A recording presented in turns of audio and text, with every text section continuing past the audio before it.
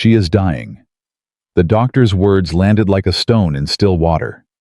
Marco Bellini, the man who made senators flinch, stood in that hospital corridor and felt his legs go hollow. His mother. The only person on earth who still called him by his childhood name. And every expert in that building had just told him there was nothing left to do. If this story moves you, subscribe to our channel and follow along until the very end. Then drop a comment telling us what city you're watching from. I want to see exactly how far this story has traveled. Marco Bellini had not cried since he was 9 years old. That was the year his father walked out the back door with a leather suitcase and never came back. Marco remembered standing at the kitchen window, watching the man disappear down the alley, and he remembered making himself a silent promise right there on that linoleum floor. He would never let anything break him the way that moment broke him. He kept that promise for 30 years. He built an empire from a single warehouse on the south side of Chicago. He turned nothing into something that powerful men came to respect and careful men came to fear. He sat across negotiating tables from federal prosecutors, city aldermen, and international businessmen, and not once, not a single time in 3 decades, did anyone see Marco Bellini blink first. He was not the kind of man who lost. He was not the kind of man who accepted defeat. He was not the kind of man who stood in a hospital hallway at 2 in the morning, holding a paper cup of cold coffee, while the world's best cardiologist told him that his mother was going to die. But that was exactly where Marco Bellini stood on a Tuesday night in October. The hallway smelled like antiseptic and recycled air. The lights overhead were the kind of fluorescent that made everyone look slightly dead already. Marco's security detail. 2 men named Caruso and Lev stood at either end of the corridor with their hands folded and their faces blank. They had seen their boss negotiate. They had seen him threaten. They had seen him be absolutely still in rooms where other men were sweating through their shirts. They had never seen him look like this. Dr. Hargrove was a 62-year-old cardiologist who had written 3 textbooks and trained under the best cardiac surgeons in Europe. He had delivered difficult news to presidents and prime ministers. He was not a man who chose soft words when hard ones were more accurate. "Mr. Bellini," he said, keeping his voice level and professional. "I want to be straightforward with you because I think you deserve that courtesy. Your mother's heart function has declined significantly over the past 48 hours. Her kidneys are under considerable stress. The treatment protocol we implemented last week showed initial promise, but she is not responding the way we had hoped." Marco stared at him. "Then change the treatment," Marco said. His voice was flat and quiet. The quiet was more dangerous than shouting would have been, and Dr. Hargrove understood that instinctively. "We have already adjusted the protocol twice. The issue is not the specific medications we are using. The issue is that your mother's body is simply not fighting back the way we need it to. At her age, with her history of..." "Stop." Marco held up one hand. "I did not hire you to tell me about her age. I hired you to fix what is wrong with her." Dr. Hargrove paused. "Mr. Bellini, I understand this is extraordinarily difficult, but my obligation is to be honest with you. We are doing everything within the current standard of care. At this point, my recommendation is that you spend time with her. Quality time. While she is still what?" Marco's jaw tightened. "While she is still alive, that is what you were going to say."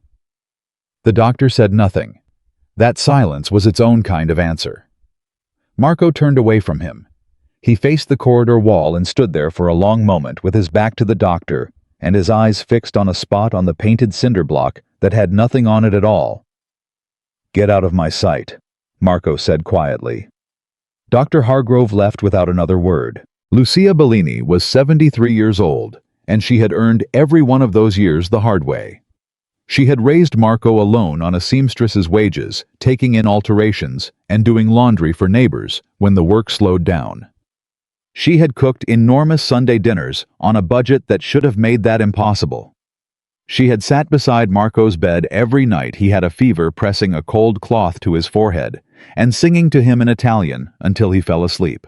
She was the woman who showed up at his school when a teacher called him a troublemaker, and she sat across from that teacher with her hands folded neatly in her lap and said very calmly, "My son is not a troublemaker. He is a child who needs to be challenged properly. If you cannot do that, I will find someone who can." Marco was 8 years old when that happened. He remembered it with perfect clarity. His mother was the only person who had ever looked at him without any calculation behind her eyes. No fear, no agenda, no assessment of what he could do for her or what she needed to protect herself from. She looked at him the way she always had, like he was still the boy who needed her to check under the bed before he could sleep. That was the woman lying in room 412, with monitors attached to her chest and an IV line in her arm, her breathing shallow and her color wrong. Her hands, the hands that had made thousands of careful stitches, had kneaded bread dough and buttoned Marco's school shirts, lying still against the white sheet. Marco pulled a chair close to her bed and sat down. "Mama," he said quietly. Her eyes opened slowly. Even now, even like this when she looked at him, her expression softened in a way it softened for nobody else. "Marco." Her voice was thin. "You look terrible." He almost laughed. "I look terrible. You are the one in the hospital bed." "I have an excuse." A faint smile crossed her face. "You look like you have not slept. You are going to make yourself sick." "I am not going to make myself sick. You always say that. You said that when you were 17 and you stayed up 4 nights in a row studying for exams. You said that when you were 32 and you were building that warehouse deal. You never listen." "I am listening right now." She looked at him for a long moment. Her eyes were still sharp, still precisely the same dark eyes that had watched over him his entire life, even if her body was failing her now. "They told you something bad," she said. It was not a question. Marco kept his face very still. He had spent 30 years perfecting the ability to keep his face very still. "They are adjusting the treatment plan." "Marco." "Mama." "Do not do that thing you do," she said quietly, "where you change the words around so the truth sounds like something else. I raised you. I know every trick you have." He looked at her. Something cracked open behind his eyes just barely, just at the edges. He pressed it down. "They are doing everything they can," he said finally. She nodded slowly. "I see." She turned her head and looked at the ceiling for a moment. Then she looked back at him. "Do you know what I want, Marco, right now more than anything? Tell me, whatever it is, done. I want you to stop trying to buy your way out of this." She said it without cruelty, without accusation. She said it the way she said everything, directly, because she had always believed that direct honesty was the most loving thing you could give another person. "You cannot buy extra time for me. You cannot negotiate with what is happening, and I do not want you to exhaust yourself trying." She paused. "Sit with me. Just sit with me. That is what I want." Marco reached out and took her hand. He did not say anything for a long time. He sat with her until she fell asleep, which took less than 20 minutes, because she was exhausted in a way that went deep into her bones. Then he walked back into the corridor, and he stood there alone. Caruso and Lev, both sensing from something in his posture that this was not the moment to approach him, and he pulled out his phone. He made 7 calls in 40 minutes. A specialist from Mayo Clinic, a cardiologist from Johns Hopkins, who owed him a favor, a neurologist in Boston, whose research his foundation had funded 3 years ago, a team from Houston, a consultant from London who had treated members of 3 royal families. Each call ended the same way. He would explain the situation.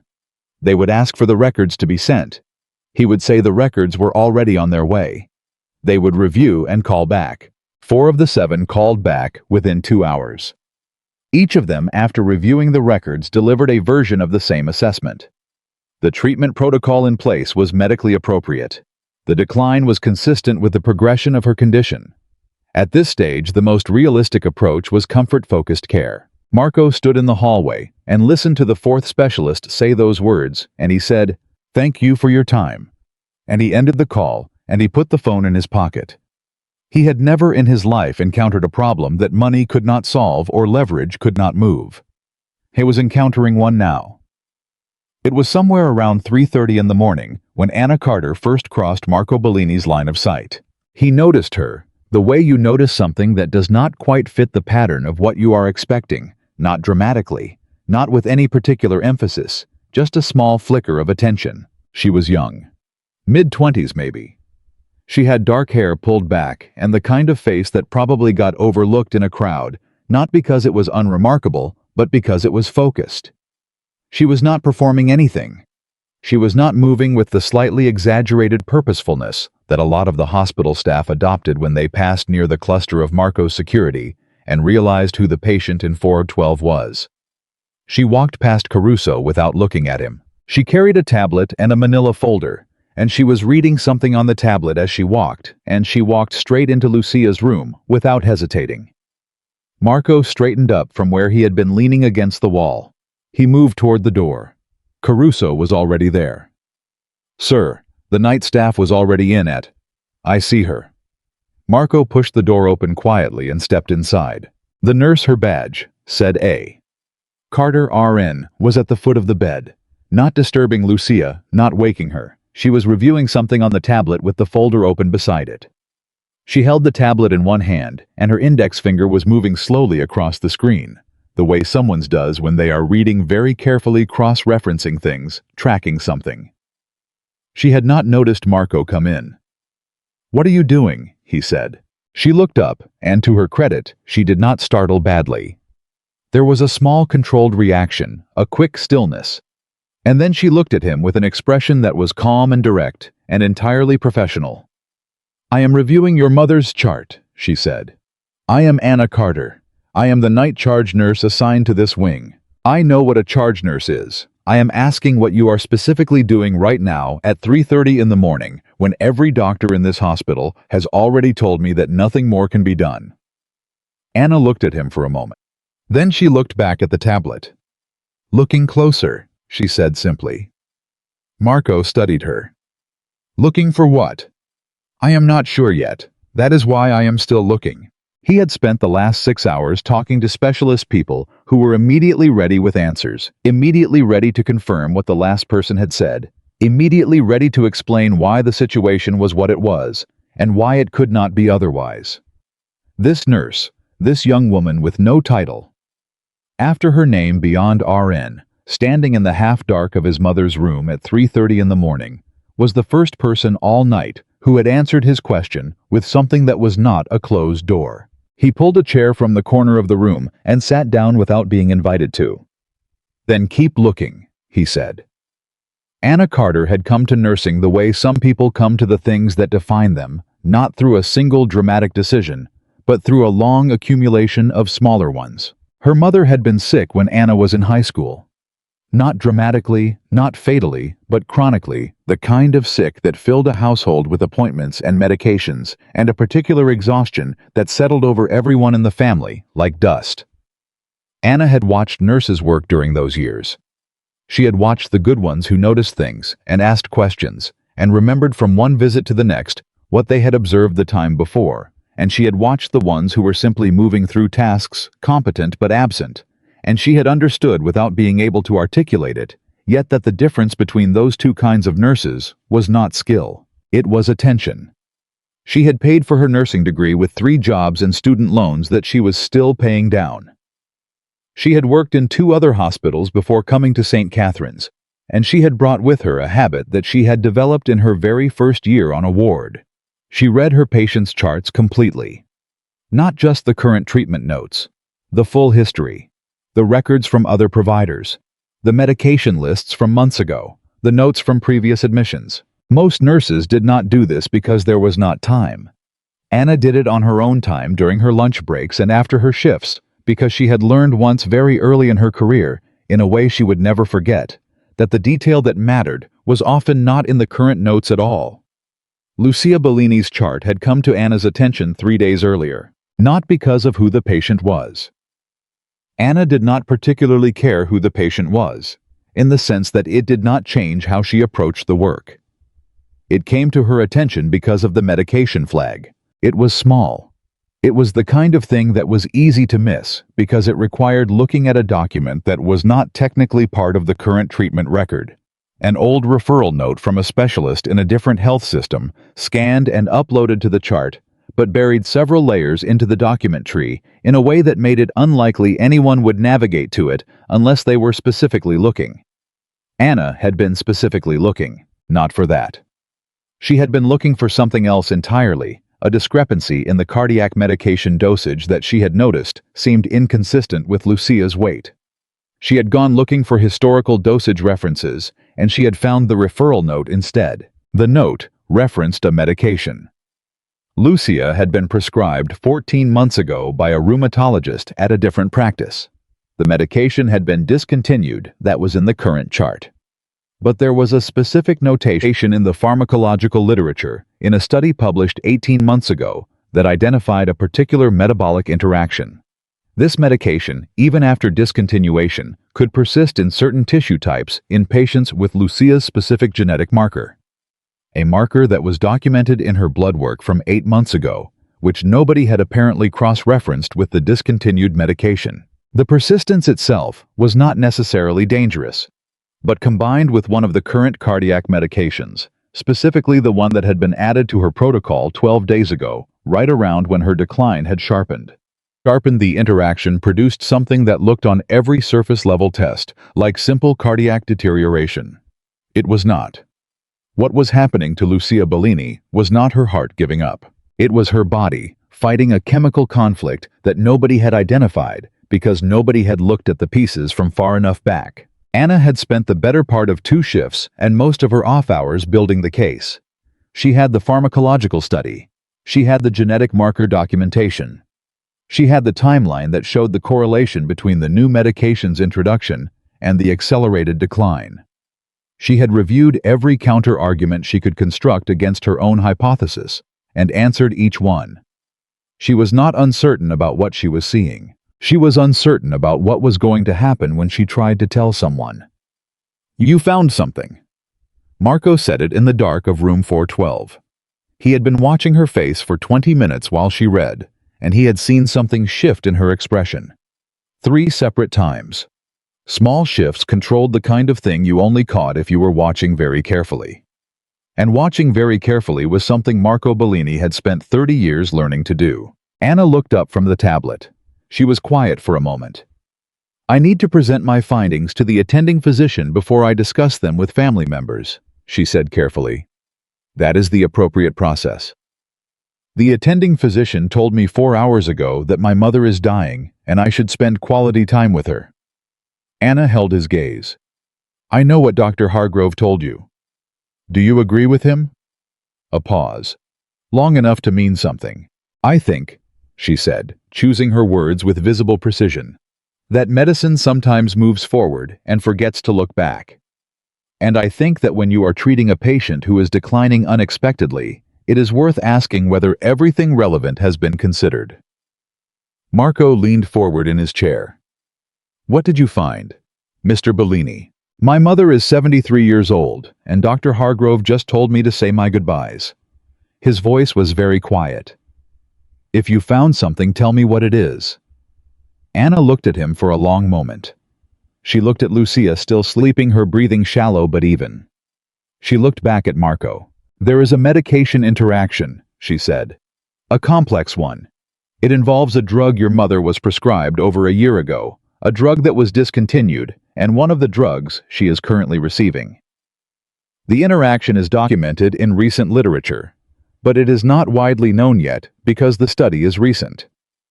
And the specific way it is affecting your mother depends on a genetic factor that is in her records, but that was never cross-referenced with the discontinued drug, because there was no reason at the time it was recorded to make that connection." Marco was very still. "And this interaction, what does it do?" "It mimics advanced cardiac failure," Anna said. "It produces a deterioration pattern that looks on every standard assessment like the heart simply giving out. But the underlying cardiac function is actually more preserved than the symptoms suggest.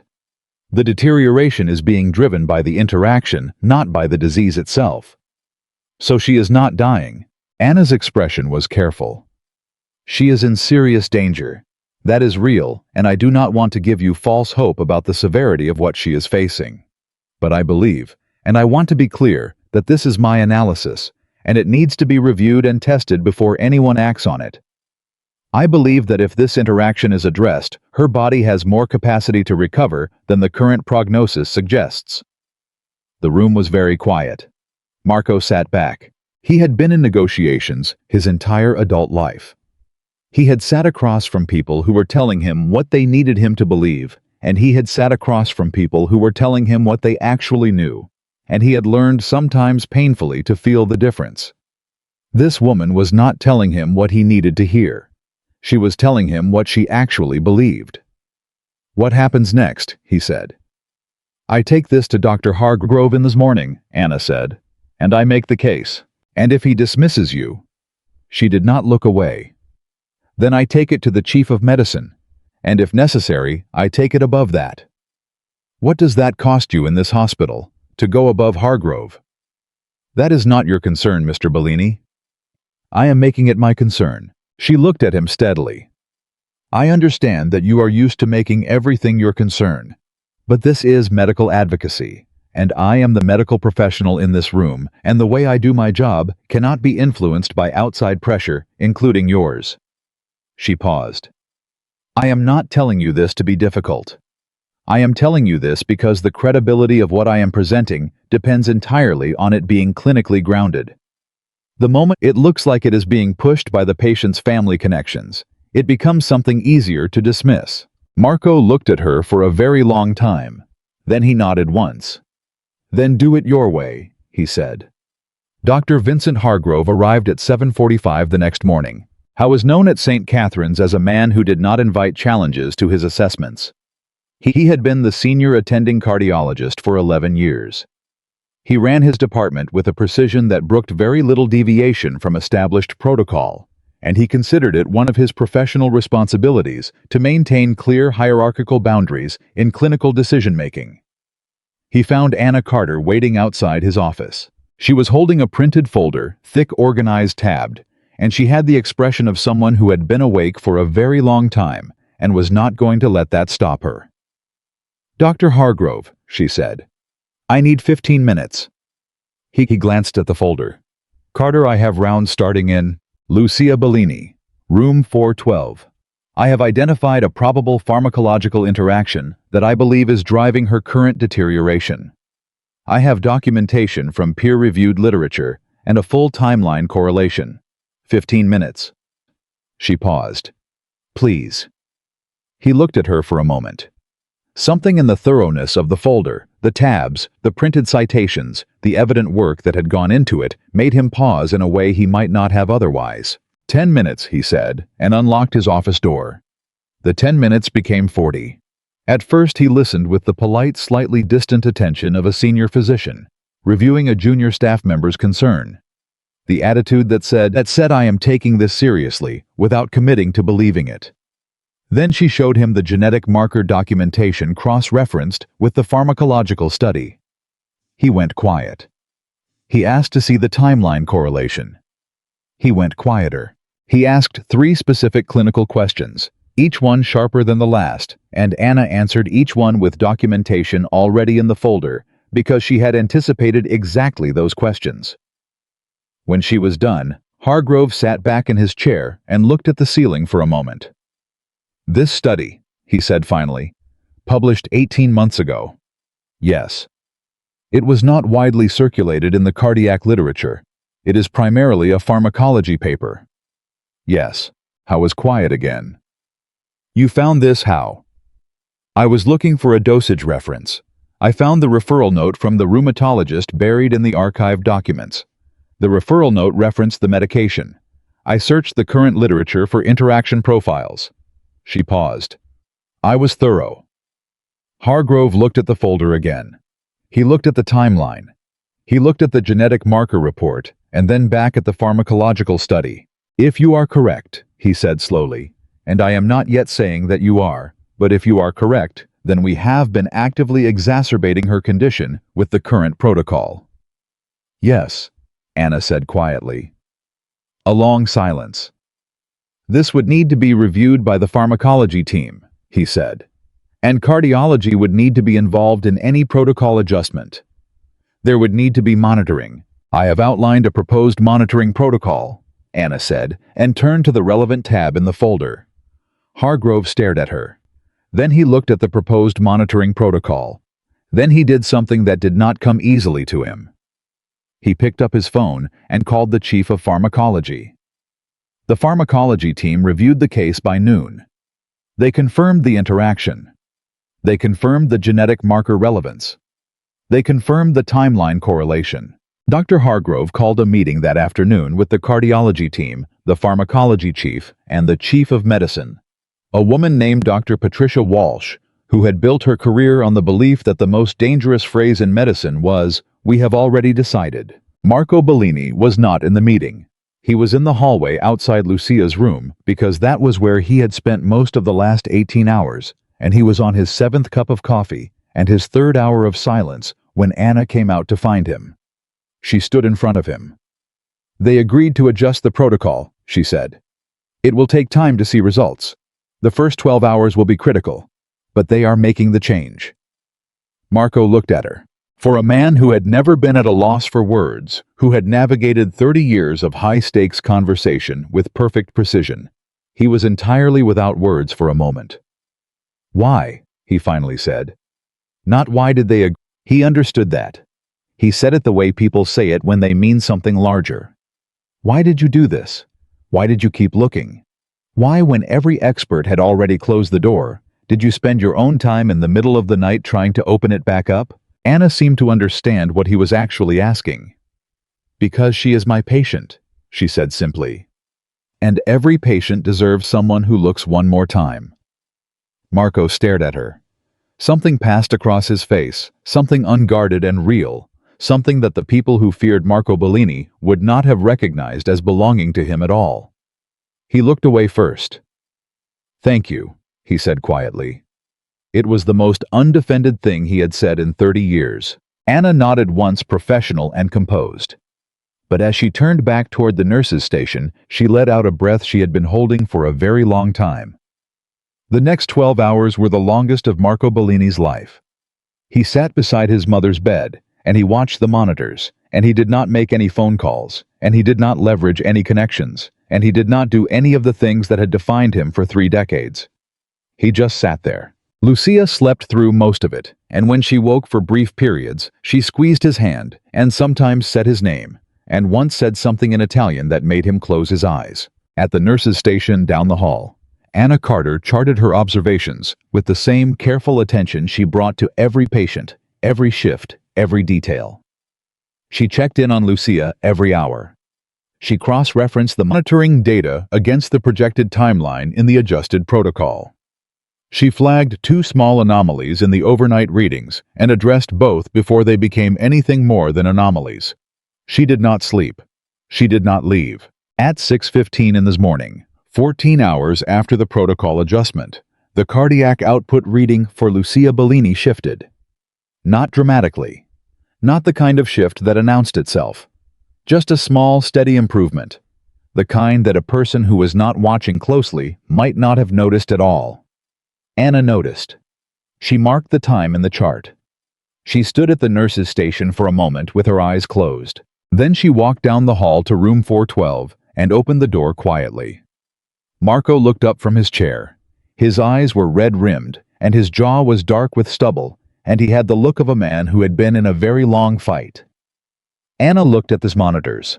She looked at Lucia's face, the color slightly better, the breathing slightly more regular, something in the set of her features that was marginally less strained than it had been the night before. She looked at Marco.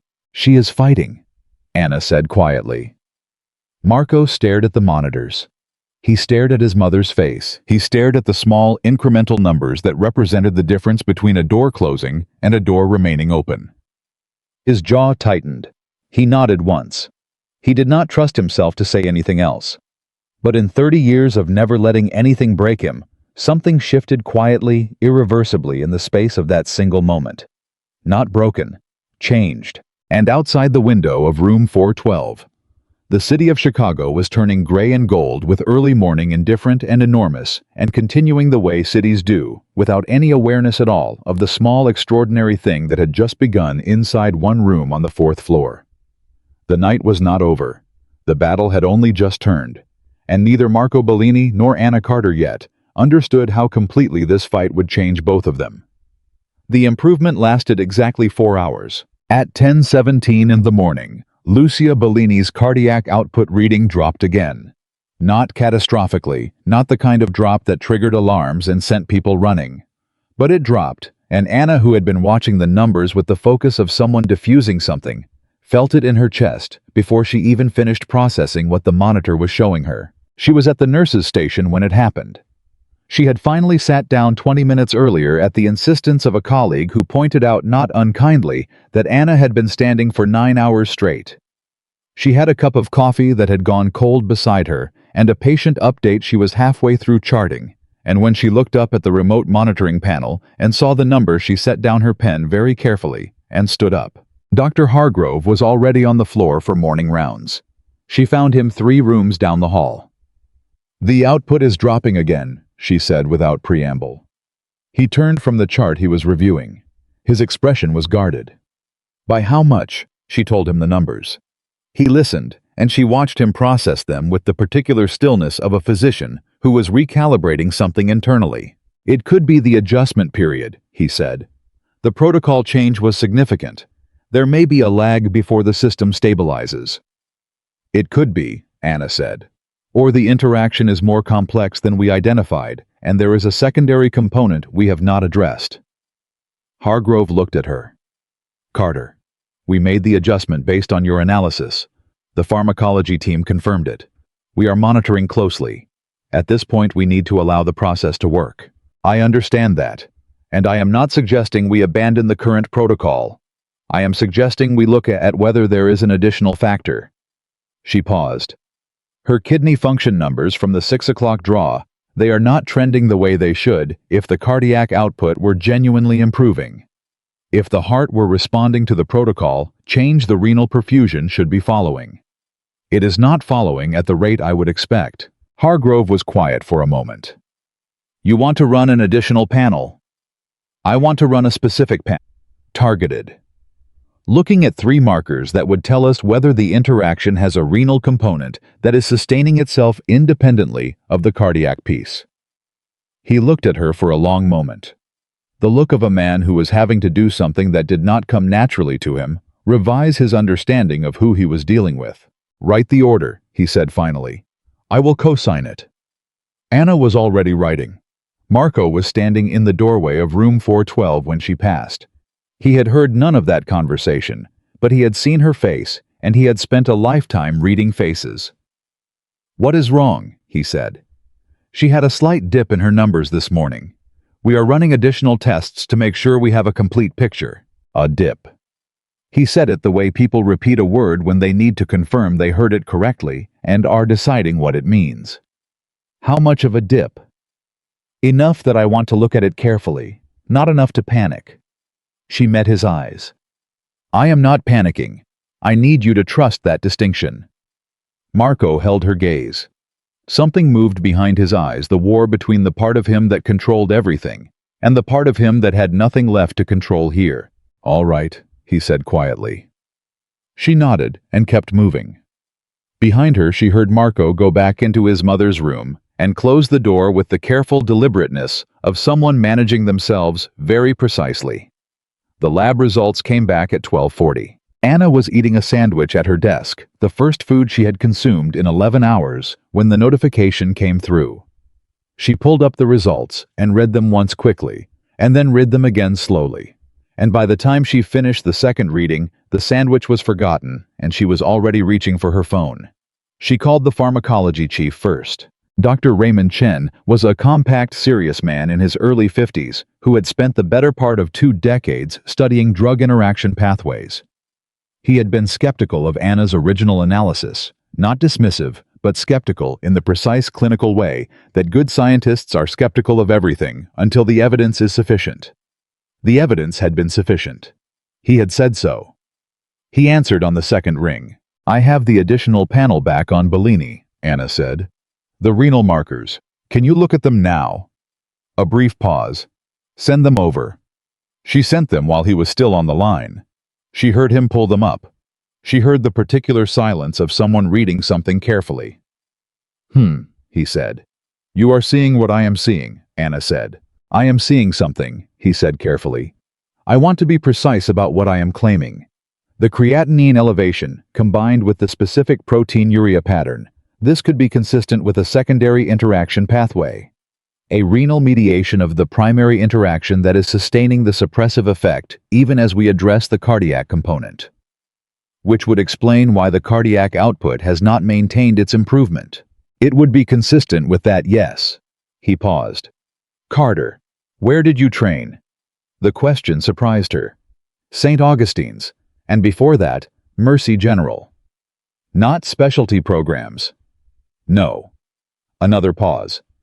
How did you identify the primary interaction? Specifically, what was the path that took you to that pharmacology paper? I was looking at a dosage inconsistency and found a referral note from 14 months ago. The referral note referenced the discontinued medication. I searched the current literature for its interaction profile and found the study. The dosage inconsistency, he repeated. Which inconsistency? She told him. There was a longer silence. That inconsistency was in the chart for 3 weeks, Dr. Chen said quietly. Multiple physicians had access to that chart. Yes, Anna said. He did not say anything for a moment. When he spoke again, his voice was different, not in a way anyone who did not know him would have necessarily detected, but different. Quieter, more considered. I am going to need to consult with you further on this secondary pathway, he said. I think we need to design a very specific adjustment to address the renal component without destabilizing the cardiac piece we have already begun to correct. I have some preliminary thoughts on that, Anna said. Of course you do, he said. It was not sarcastic. It was something else. Come to my office at 2.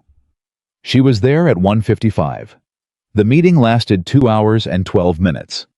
When she left Dr. Chen's office, she had a co-signed protocol amendment in her hand, and something else, something harder to name. A sense that the ground had shifted very slightly beneath her feet in a way she was not yet sure was good or dangerous. It turned out to be both. She found out about the first one when she got back to the 4th floor. Dr. Hargrove was waiting for her. He was standing at the nurse's station with the particular stillness of a man who had made a decision and was waiting to deliver it. His arms were folded. His expression was the expression of someone who had recently been made uncomfortable and had located in that discomfort something that felt like blame. Carter, he said. A word. They went to the small conference room at the end of the hall. Hargrove closed the door. He did not sit. He stood near the window with his arms still folded, and he looked at her with the expression of someone who had rehearsed what they were going to say and was now delivering it precisely as rehearsed. I want to be direct with you, he said. Please, Anna said. What you did this morning going to Chen directly designing a secondary protocol adjustment that exceeded your scope. Anna kept her face very still. Dr. Hargrove, you co-signed the order for the additional panel this morning. I co-signed a testing order. I did not authorize you to independently develop a secondary treatment protocol with the Chief of Pharmacology. Dr. Chen authorized that meeting. He invited me to consult. You are a charge nurse, Carter. You do not consult with department chiefs on treatment protocol design. You bring your clinical observations to the attending physician, and the attending physician determines next steps. Anna looked at him. She kept her voice level and professional and completely direct. Dr. Hargrove, if I had brought my original finding to you and stopped there, waited for you to determine next steps, what would have happened? A flicker, small and controlled, but she saw it. I am not going to engage in hypotheticals. It is not hypothetical. Yesterday morning you told me you had 10 minutes for me. It was the second time I had tried to get your attention on this case. The first time the day before you were leaving for a conference call and you told me to write up my concerns and put them in the chart note. Hargrove's jaw tightened. That is the appropriate protocol. The patient was declining. The appropriate protocol was not working. She paused. I am not saying this to be confrontational with you. I am saying it because I think it matters for what happens next. If the process for a nurse raising a clinical concern, requires that concern to survive every level of institutional friction before it reaches someone who can act on it. Patients die in that gap. That is not theoretical. That is what almost happened here. The room was very quiet. Hargrove looked at her for a long time.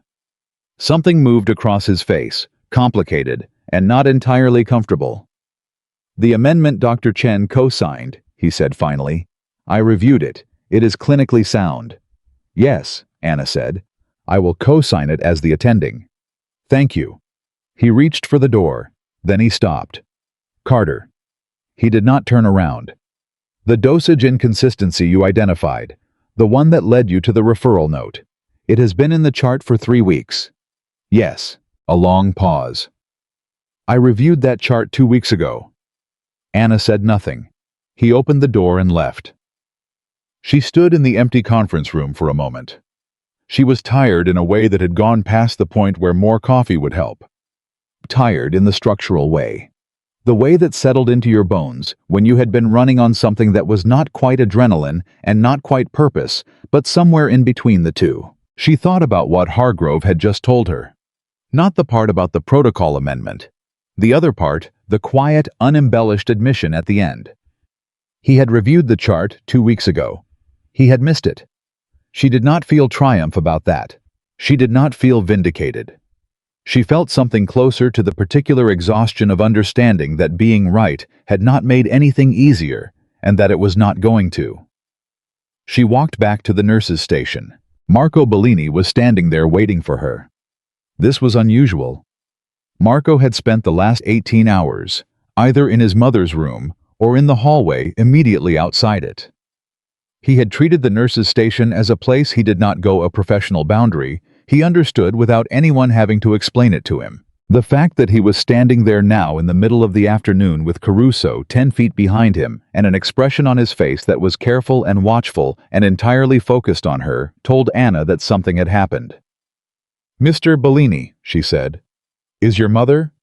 "She is stable," he said quickly. "The same. I need to talk to you about something else." Anna set down her clipboard. "All right." He glanced at Caruso, who immediately became deeply interested in the middle distance. Marco took one step closer and lowered his voice. "I have been here for 2 days," he said. "I listen. I pay attention to things. I heard the conversation you had with Hargrove this morning. Not all of it, but enough. And I heard someone say something this afternoon in the hallway near the stairwell that I think you need to know about." Anna looked at him steadily. "What did you hear?" "2 physicians. I do not know both of them. One of them was the young resident who has been on the floor, Kellerman, I think the name is. The other one I did not recognize. They did not see me. They were talking about you." He paused. "About making sure that what happened with this case does not become something you are able to leverage." Anna was very still. "Leverage how?" I did not hear specifics, but the tone was clear enough. His eyes were level and direct. "Someone in this building is worried. Not about my mother. About what it looks like that a night nurse found something 3 different attending physicians missed." Anna processed this quietly. She processed it quickly because she had actually been waiting for something like this. Not consciously, not as a specific prediction. But somewhere in the back of her mind, she had understood that the moment the finding was confirmed, the institutional math would change. The finding was no longer an unproven claim. It was a documented failure of oversight, and documented failures of oversight made people defensive in direct proportion to how visible they were. "Thank you for telling me," she said. "What are you going to do about it?" "My job," she said. "The same thing I have been doing." Marco looked at her with an expression that was impossible to read entirely. "That is not sufficient." "Mr. Bellini, I understand you operate on principle," he said. It was not condescending. It was almost something else, almost close to respect, but edged with the urgency of someone who had lived his entire life. Understanding that principle without power was a beautiful thing that lost. "I am not asking you to compromise your principles. I am telling you that the people in this building who are worried about what you found are not going to fight fair. And you need to understand that before you walk back into whatever comes next." Anna looked at him for a long moment. "What are you suggesting?" she said carefully. "I am not suggesting anything yet." He paused. "I am asking you to let me know if you need something." The offer was simple and enormous, and they both knew it. A word from Marco Bellini in this city was not simply a word. It was a rearrangement of gravity. It was the kind of support that could make institutional friction disappear entirely, that could turn a threatened charge nurse into an untouchable one. Anna understood all of that. "I appreciate what you are offering," she said, "and I mean that. But if the reason this case gets addressed properly is because of who the patient's son is, then the next patient whose son is, nobody gets the same system that almost killed your mother. What I do here has to stand on its own, or it does not change anything." Marco stared at her. He had made offers to a great many people over his lifetime. Offers that were by any reasonable measure generous. People did not decline them.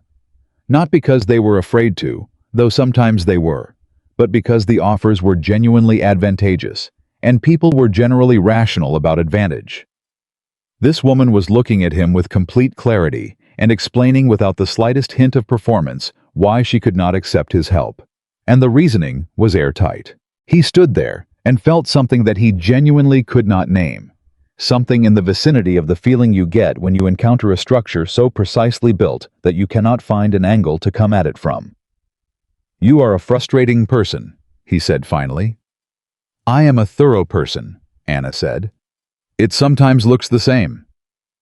For the first time in 2 days, something that was almost a smile crossed Marco Bellini's face. Almost. A fraction. Then it was gone. "The protocol amendment," he said. "They are implementing it. This afternoon. Dr. Hargrove co-signed it an hour ago." "And you think it will work?" Anna picked up her clipboard again. "I think it addresses what the data is telling us. The next 18 hours will tell us whether I read the data correctly." She moved to walk past him. He did not step aside immediately. "Carter," he said quietly. She stopped. "If something happens in this hospital, if someone tries to make a problem for you, you tell me." He said it not as an offer this time. He said it as a statement of what was going to be true. "Not so I can fix it the way you are worried I would fix it, just so I know." She looked at him for a moment. "All right," she said. He stepped aside. She walked past. He watched her go, and then he turned and walked back toward room 412, and Caruso fell in step behind him, and neither of them said anything. The protocol amendment was implemented at 4:15 that afternoon. By 7 in the evening, the renal markers had stabilized. By 9, the cardiac output had ticked upward again. Not the brief improvement from the morning, not the kind of change that might correct itself back down in 4 hours, but a sustained measurable shift that sat on the monitoring screen and held. Anna watched it from the nurse's station. She watched it for 20 minutes without moving, charting the numbers at intervals, cross-referencing them against the projected response curve in the protocol amendment. It was holding. She walked down to room 412. Lucia was awake. She was more awake than she had been in days, not dramatically. So not sitting up and asking for food, but her eyes were open and tracking, and her color was better, in the specific way that better color means something when you have been watching someone's color carefully for a long time. Marco was beside the bed. He looked up when Anna came in. She went to the monitors. She checked the numbers. She checked them against her chart. She set the chart down, and she looked at Lucia, and Lucia looked back at her with those sharp dark eyes that had apparently survived everything else. "You look better," Anna said. "I feel less like I am being slowly buried," Lucia said. Her voice was still thin, but there was something in it that had not been there that morning. Something like herself. Anna smiled, a real one, small and involuntary. "That is a significant improvement." "My son has been staring at me for 2 days, like I am going to disappear if he looks away." Lucia glanced at Marco. "Tell him he can blink now." Marco made a sound that was not quite a laugh. It was the closest thing to a laugh that had come out of him in 2 days. "She is right," Anna said, looking at him. "The numbers are holding. The adjustment is working. She is not out of danger. I want to be honest about that, but she is fighting back. Her body is fighting back." She paused. "There is real reason for hope." Marco looked at the monitors. He looked at his mother's face. He looked at Anna. Real reason, he repeated. Yes, she said. He closed his eyes for just a moment. Just a fraction of a second. Long enough. When he opened them, he said, "What do we do next?" "We monitor through the night. We check her kidney function again at midnight. If the trend continues, we have a stronger case for the full course of the treatment protocol." She paused. "I will be here tonight." "You have not slept," Lucia said. Anna looked at her. "I slept a little. You did not." Lucia's eyes were sharp and certain. "I know the face of someone who has not slept. I wore it for 15 years while Marco was growing up, and I was working 3 jobs. She paused. "Sit down for a minute." Anna blinked. "I have other patients."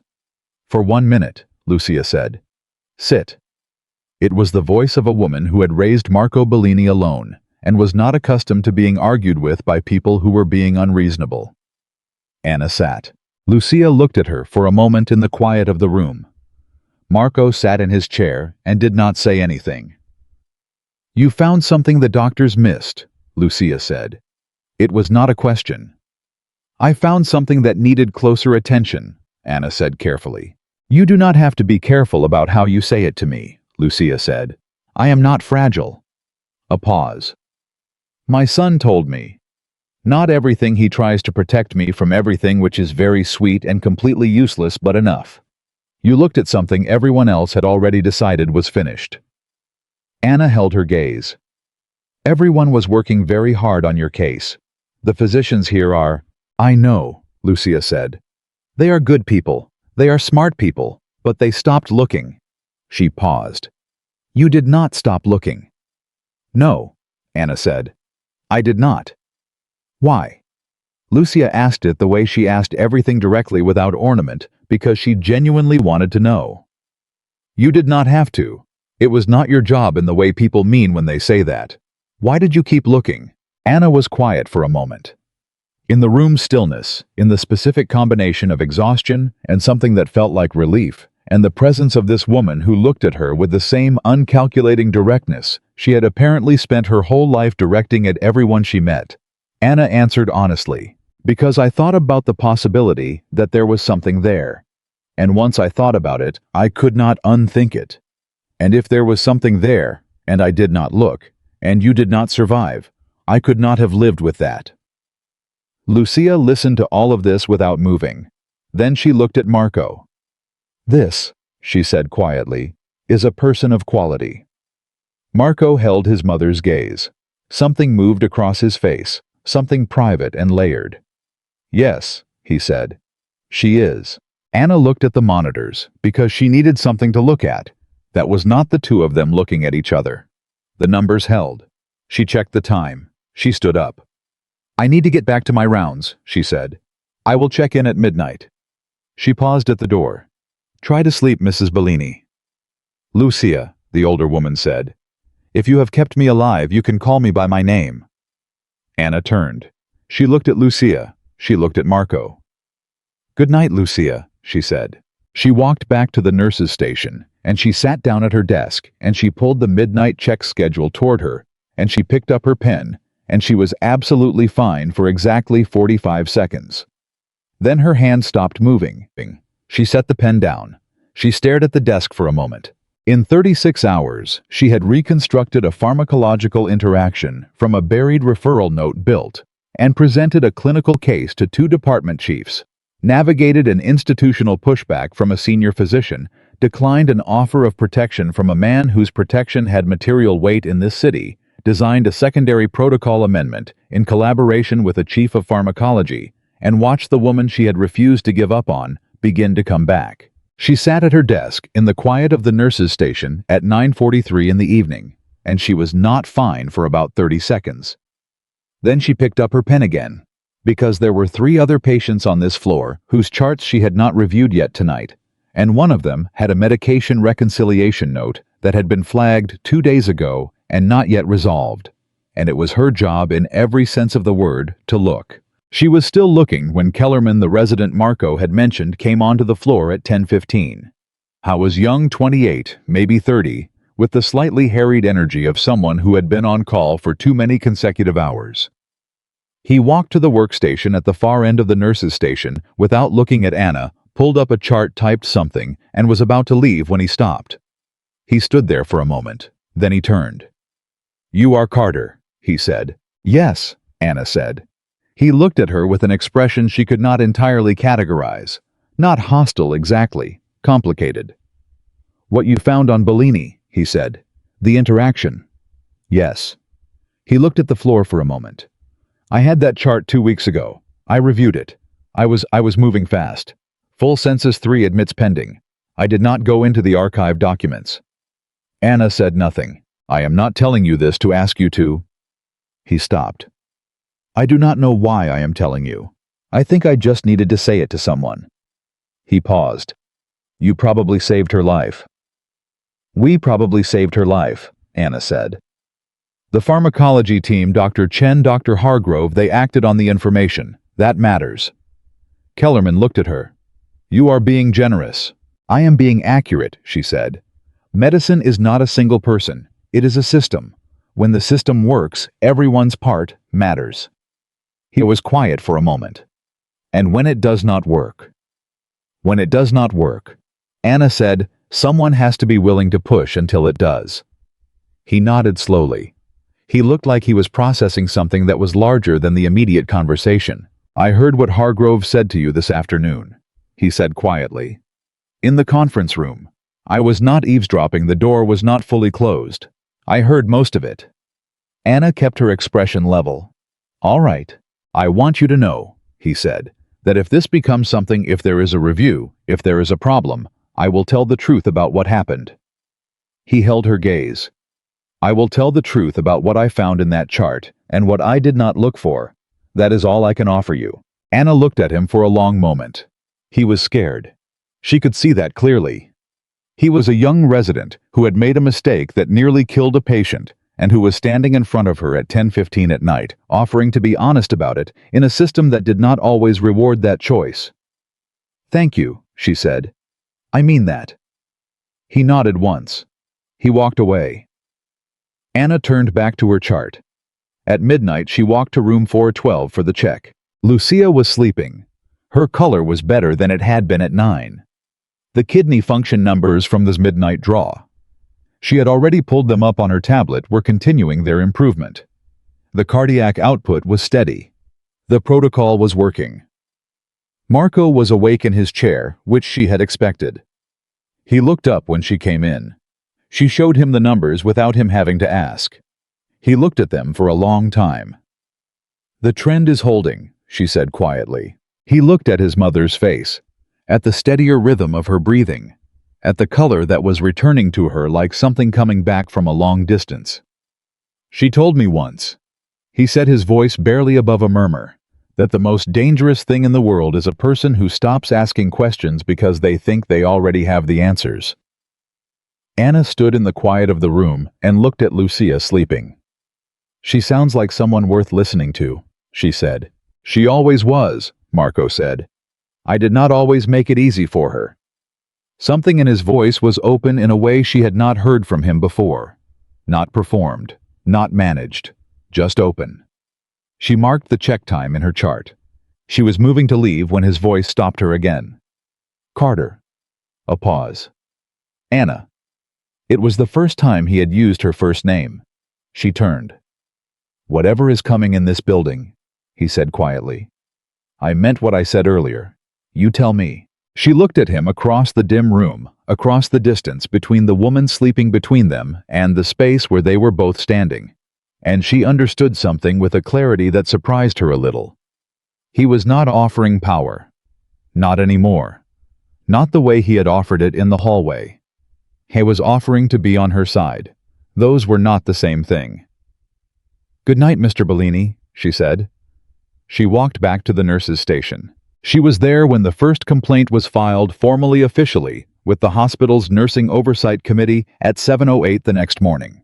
The complaint cited Anna Carter for exceeding her clinical scope, for initiating a consultative engagement with a department chief without attending physician authorization, and for creating an adversarial dynamic with the senior attending on the case. It was filed by Dr. Vincent Hargrove. Anna read it on her screen at 7:12 in the last 10 minutes of her shift. She sat with it for exactly 1 minute. Then she printed it, put it in her folder beside the pharmacology study, the timeline correlation, the genetic marker documentation, the protocol amendment, and the midnight check results showing Lucia Bellini's continued improvement. She stood up. She picked up her things. And she walked toward the chief of medicine's office, because if a fight was coming, she was not going to wait for it to find her. Dr. Patricia Walsh had not become chief of medicine at St. Catherine's by being easy to surprise. She had spent 31 years in medicine, the last 9 of them running the administrative and clinical backbone of one of Chicago's most prominent hospitals. She had managed malpractice crises, staffing disasters, funding shortfalls that would have shuttered smaller institutions, and at least 3 situations she still could not fully discuss without a lawyer present.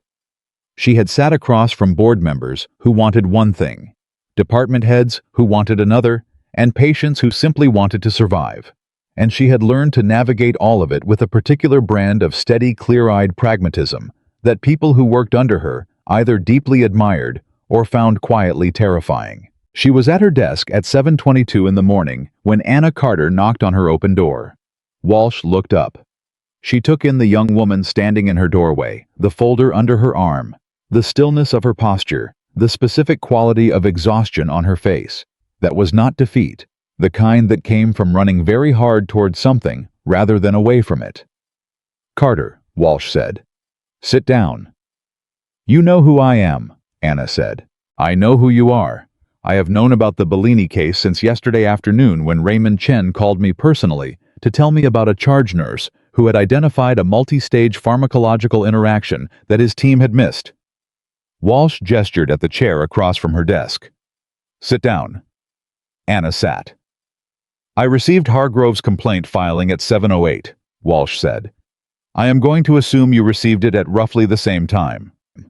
7:12. "And you came directly here?" "Yes." Walsh folded her hands on her desk.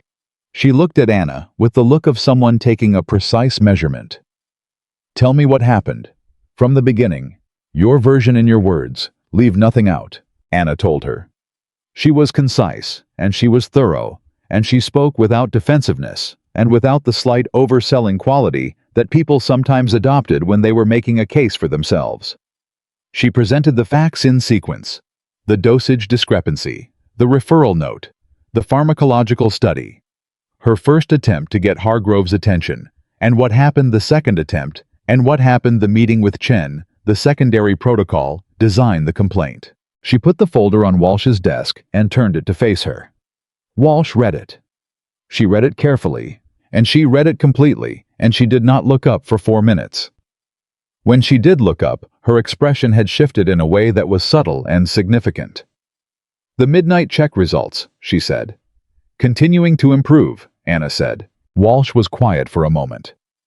"Chen told me he considers your identification of the primary interaction to be clinically exceptional.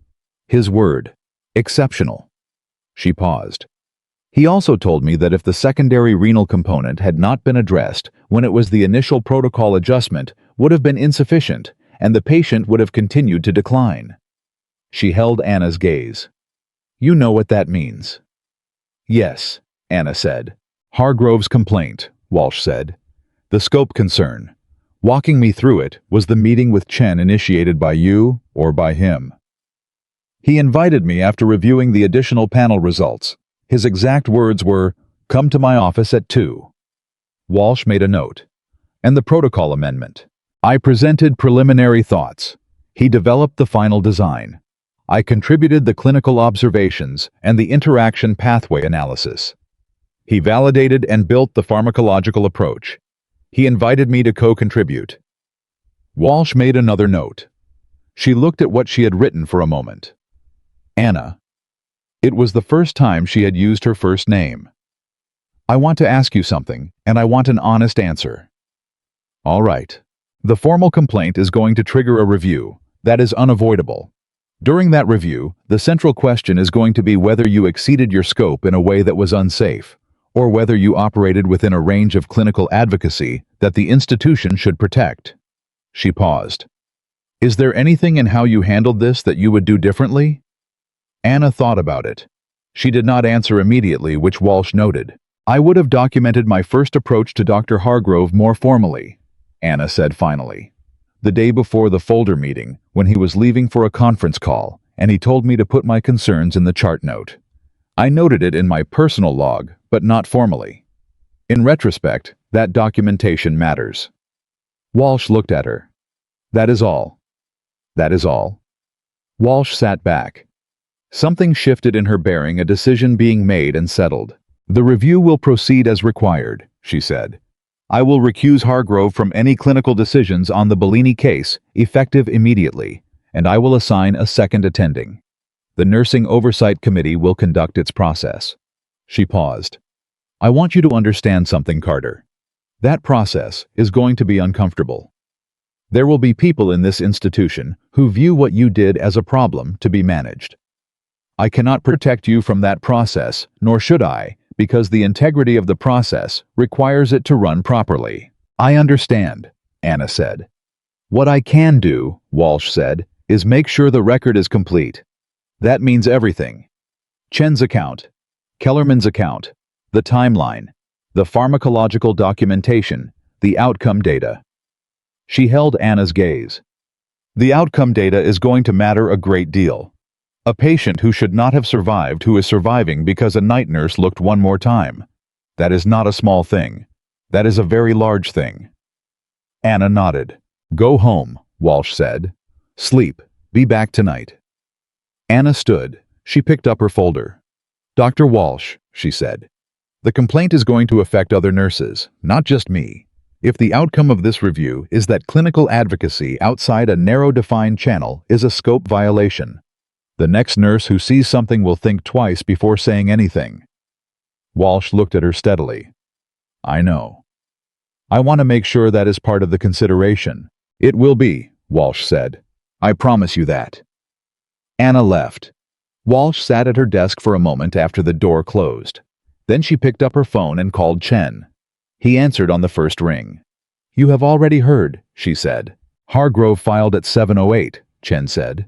I heard at 7:15. Patricia, this is not about scope. This is about the fact that a charge nurse caught something. 3 attending physicians missed, and one of those physicians is trying to manage the optics before anyone does the math. I know what it is, Walsh said. I need you to be available for a formal statement today. I am available right now, Chen said. Walsh made the call. By 8:45 that morning, 3 things had happened.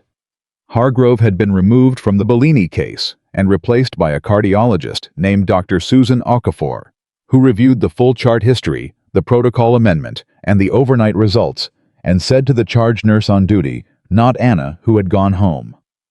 Whoever put this together knew what they were doing. The Nursing Oversight Committee had received Walsh's formal request to expand the scope of the complaint review to include an institutional examination of the clinical escalation pathway for nursing staff. And Marco Bellini, who had been sitting beside his mother's bed when Caruso showed him something on his phone, at 8:30 had stood up from his chair very slowly and walked to the window and stood there without speaking for a full 90 seconds. Caruso waited. Someone filed a complaint against the nurse, Marco said finally. His voice was very quiet. Yes, sir. Filed this morning. Hargrove. Yes, sir. Marco stood at the window. He was thinking about something. Caruso, who had worked for Marco Bellini for 11 years, recognized the particular quality of that silence and was grateful he was not the subject of it. I am not going to do anything, Marco said.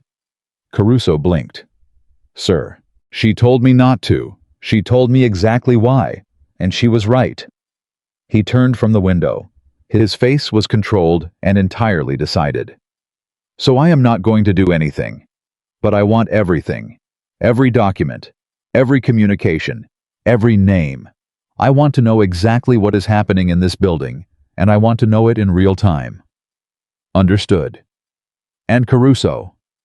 Sir, nobody touches her. Nobody makes her uncomfortable. Nobody does anything that makes her situation here harder. He held Caruso's gaze. If I find out that someone in this hospital made a move against that woman because of what she did for my mother, I will not need to do anything dramatic. I will simply make sure that every donor, every board member, and every regulatory body that has any relationship with this hospital understands exactly what happened in room 412, in complete detail. He paused. Information moves faster than money, and it is harder to take back. Remember that. Caruso remembered it. Lucia had been awake for part of that exchange.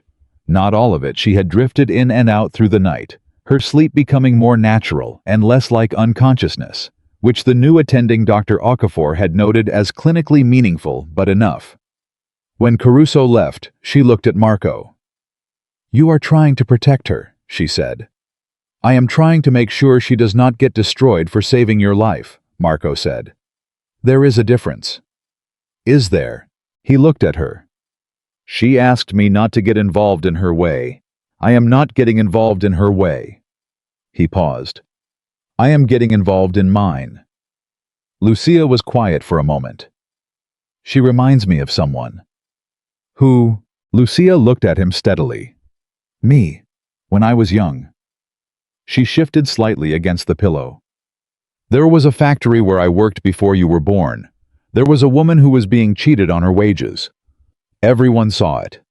No one said anything because the supervisor was friends with the owner. I went to the owner." She paused.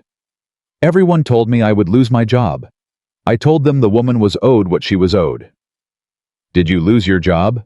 "For 2 weeks," Lucia said. Then the owner reconsidered. "Because I had kept very good records." Marco looked at his mother. "You never told me that story." "You never needed it before." She held his gaze. "She is keeping very good records, Marco. Let her use them." He was quiet for a moment. "And if the records are not enough?" "Then you use yours," Lucia said simply. "But not before." Marco sat down. He took his mother's hand. He held it and did not say anything. Outside the window, Chicago continued. Below, he could hear the faint sound of the city being itself traffic and voices, and the specific energy of a place that did not stop for anything. He had always drawn a kind of sustenance from that sound. The city's indifference was paradoxically stabilizing. It did not need him to be anything. It continued regardless. He had always found that clarifying. Today, it felt different. Today, the city's continuance felt like something he was grateful for, rather than something he used. Like the fact that the world was still turning was a gift rather than a given. He thought about what that shift meant, and he did not have language for it yet. He sat with his mother and held her hand and let the thought sit unresolved. The Nursing Oversight Committee convened at 10 o'clock. Anna was not there. She was home asleep finally, and completely asleep in the specific way of someone who has held themselves taut for so long that when they finally release it, they go down immediately and all the way. The committee was 5 people. 2 were nursing administrators. 1 was a physician representative. 1 was a patient advocate. 1 was an independent member from outside the hospital, a former ICU director named Margaret Folsom, who had retired 3 years ago and served on the committee as an external perspective. Hargrove presented his complaint in person. He was composed and professional, and his language was precise. He cited chapter and verse of the Nursing Scope Guidelines.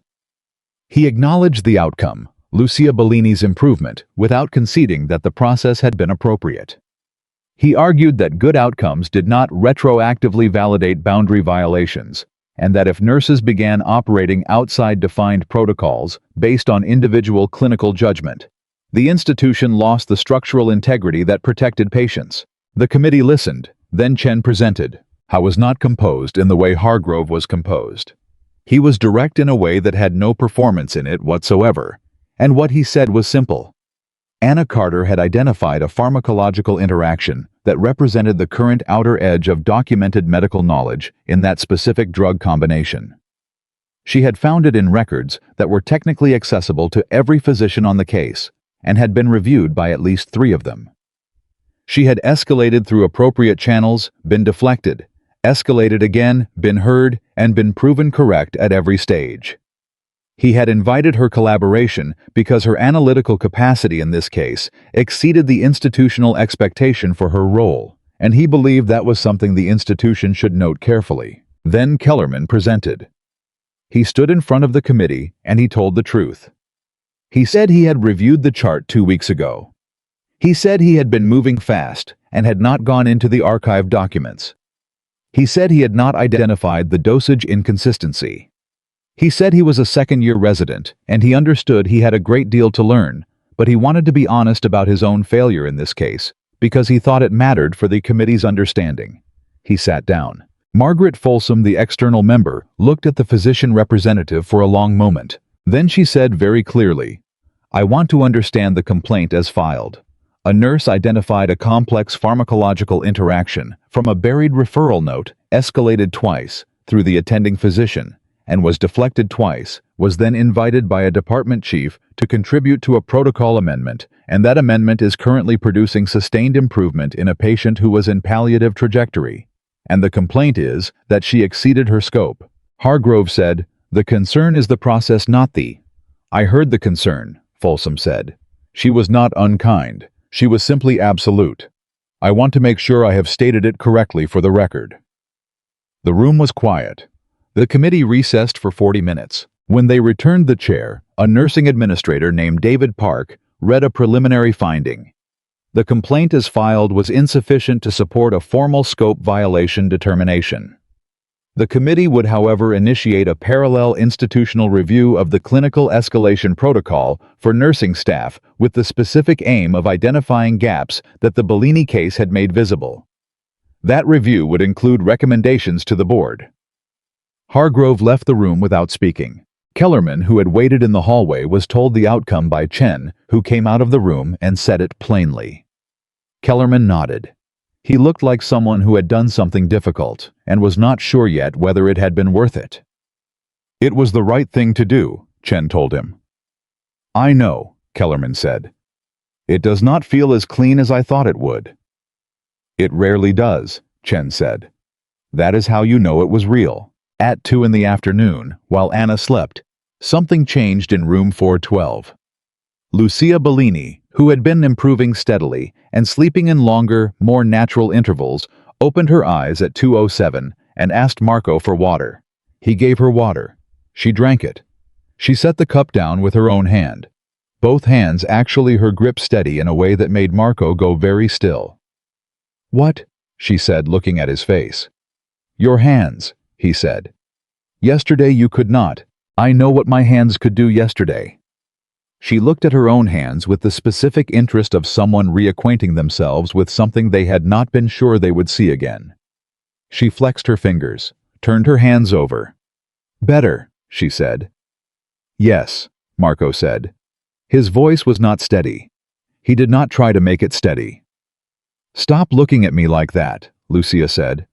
"You are going to make me cry, and I cannot afford to cry, because my chest still hurts when I breathe too deeply." "I will stop in a minute," Marco said. He did not stop for considerably longer than a minute.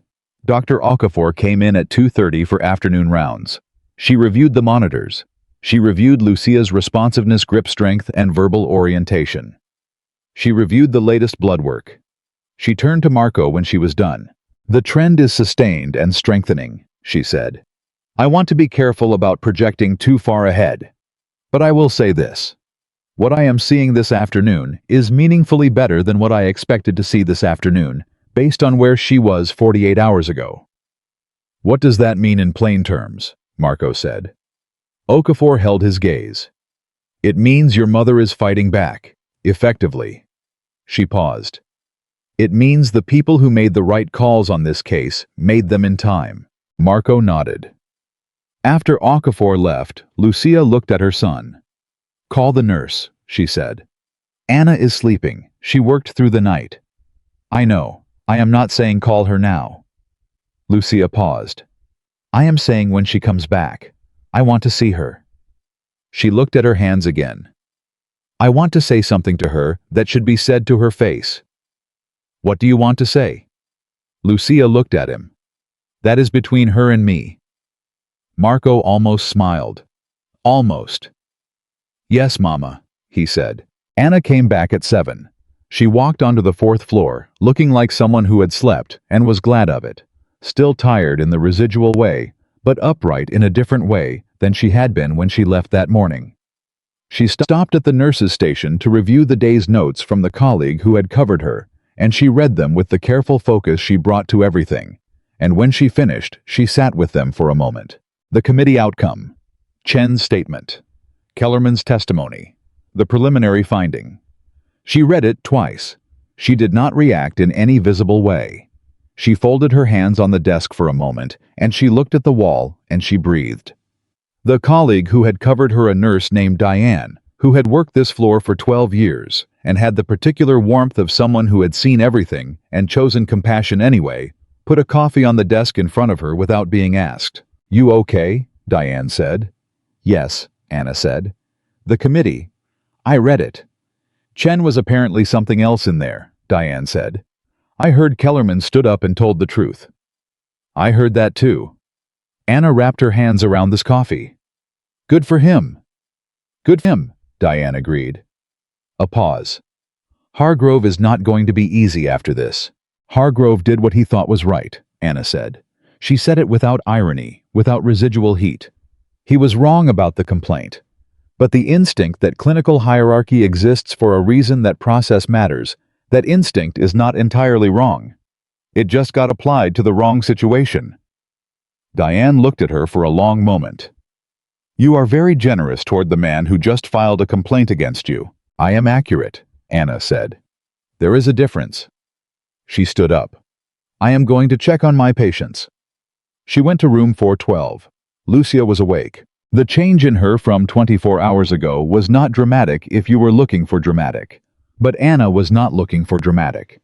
She was looking for what the data looked like as lived experience, the color of the skin, the quality of the breathing, the alertness in the eyes, and what she saw when she walked into that room stopped her for just a half step at the threshold. Lucia was sitting up. Not fully, not straight, not without the assistance of the raised bed, but genuinely up in a way that had nothing perfunctory about it. Her eyes were clear and tracking and present in the specific way they had been when Anna had talked with her in the small hours of the previous night, when there had already been enough spark to hold a real conversation. But now there was more of it. More presence. More herself. Marco was in his chair. He looked at Anna when she came in, and something in his expression told her he had been watching his mother for the last several hours, with the particular attention of someone cataloging a miracle in real time. "You look better," Anna said to Lucia. "You look like you slept," Lucia said. "I did." "Good." Lucia watched as Anna went to the monitors, checked the numbers, pulled the afternoon chart. "Sit down." "I have rounds." "You have 5 minutes," Lucia said. "I checked with Diane. Sit down."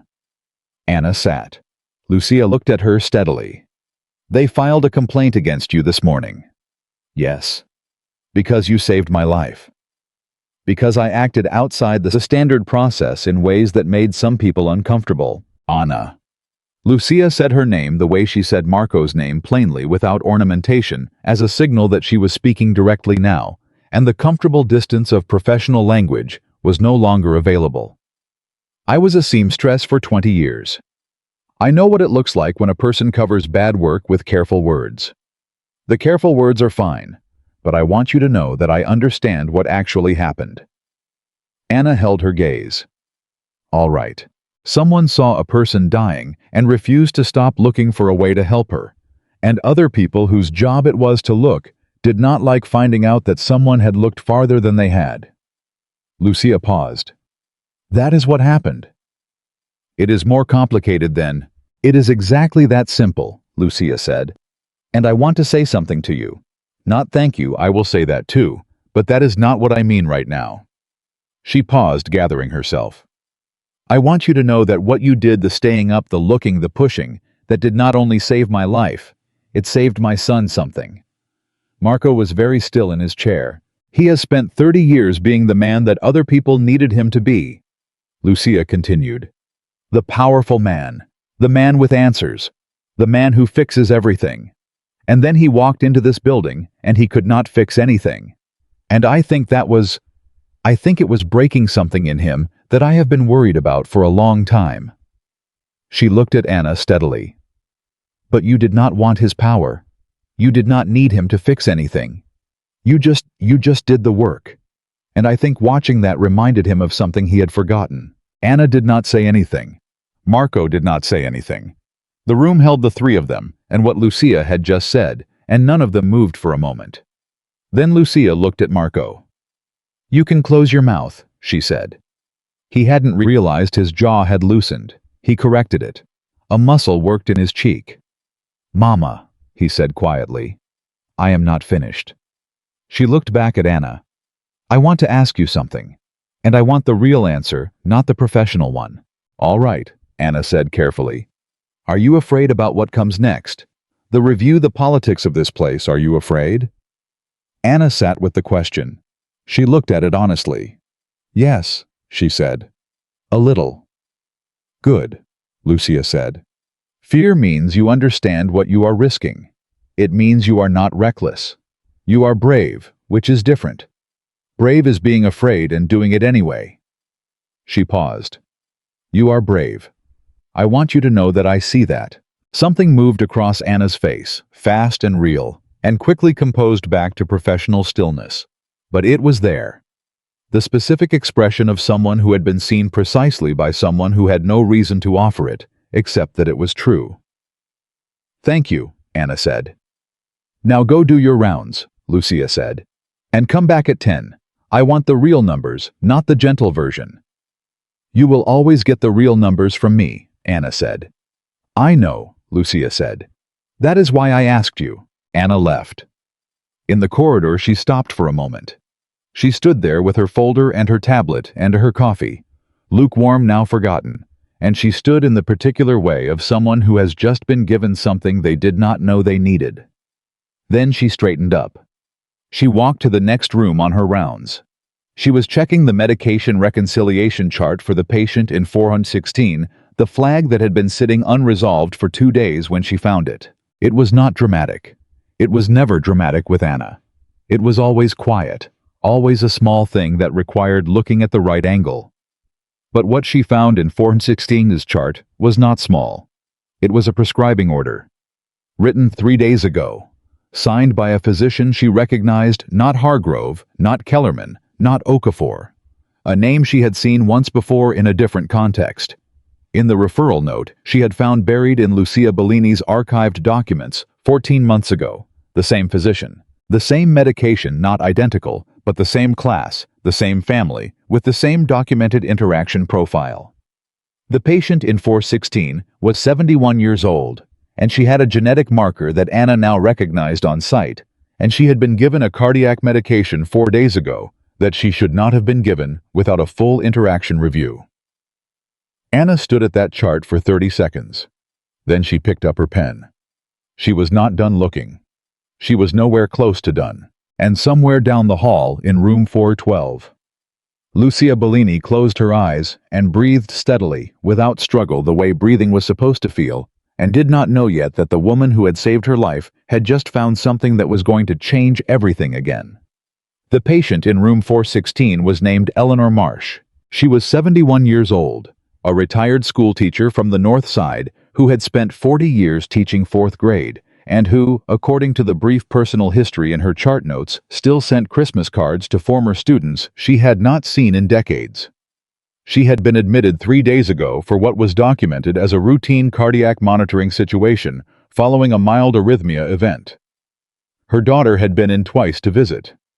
Her chart described her as cooperative and alert. She had no idea what was sitting in her medication orders. Anna stood at that chart for exactly 30 seconds. She counted, not deliberately, but the way your mind counts things when it is trying to hold itself steady. And then she set down her pen and picked up her tablet and pulled up the pharmacological interaction database she had been using for the last 3 days. She already knew what she was going to find. She found it in 4 minutes. The medication class. The genetic marker positive documented in Eleanor's blood work from 2 days ago flagged in the system, but not cross-referenced with the prescribing order, because the flag was on a different page of the electronic record and the connection required a human being to make it manually. The interaction profile. The timeline. The physician's name on the order. Dr. Gerald Whitmore.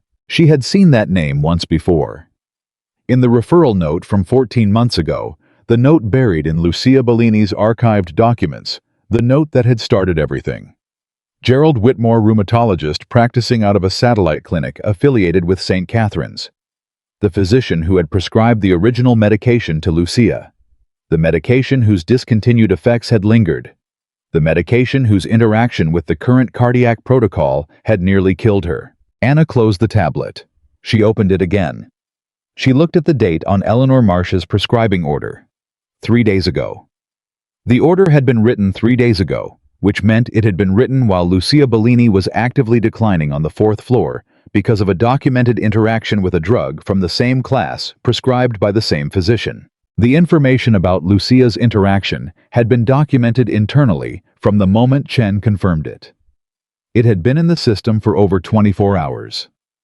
Whitmore's order for Eleanor had been written before that confirmation. Anna understood that. She built the timeline carefully in her mind because she needed to be accurate, because accuracy was the only thing that mattered here. But there was something else. She pulled up the prescribing history for Eleanor Marsh going back 6 months. She found 2 prior prescriptions from Whitmore, both from the same class of medication, both discontinued. She found the genetic marker flagged in 3 separate blood work entries over the past 4 months. She found 2 chart notes, one from a resident, one from a covering physician, that referenced the marker without connecting it to the prescribing history. 3 physicians had seen the marker. None of them had connected it to Whitmore's prescriptions. Anna put down the tablet. She sat with what she was looking at for 10 seconds. Not because she was uncertain, because she was making sure she was not in a place of reaction, not running on the momentum of the last 3 days, not seeing a pattern because she expected to see one. She was making sure she was seeing what was actually there. She was. She stood up and walked to the room of the charge nurse on the adjacent wing, a woman named Patricia Rue who had been at St. Catherine's for 15 years and who had the reputation of being someone you could bring a real problem to at any hour without it becoming something it was not supposed to become. "I need to pull a prescriber's full order history for the last 6 months, Anna said. "Every patient, every prescription from this physician. I need it now." Patricia looked at her. "Anna, you just came off a 36-hour stretch that nearly—" "I know what I just came off," Anna said. "I need the order history. Whitmore Gerald, Rheumatology Satellite Clinic." Something in Anna's voice, not urgency exactly, but the particular quality of certainty, made Patricia stop arguing. She pulled the history. They looked at it together. Neither of them spoke for a while. Then Patricia said very quietly, "How many?" "Was published 18 months ago.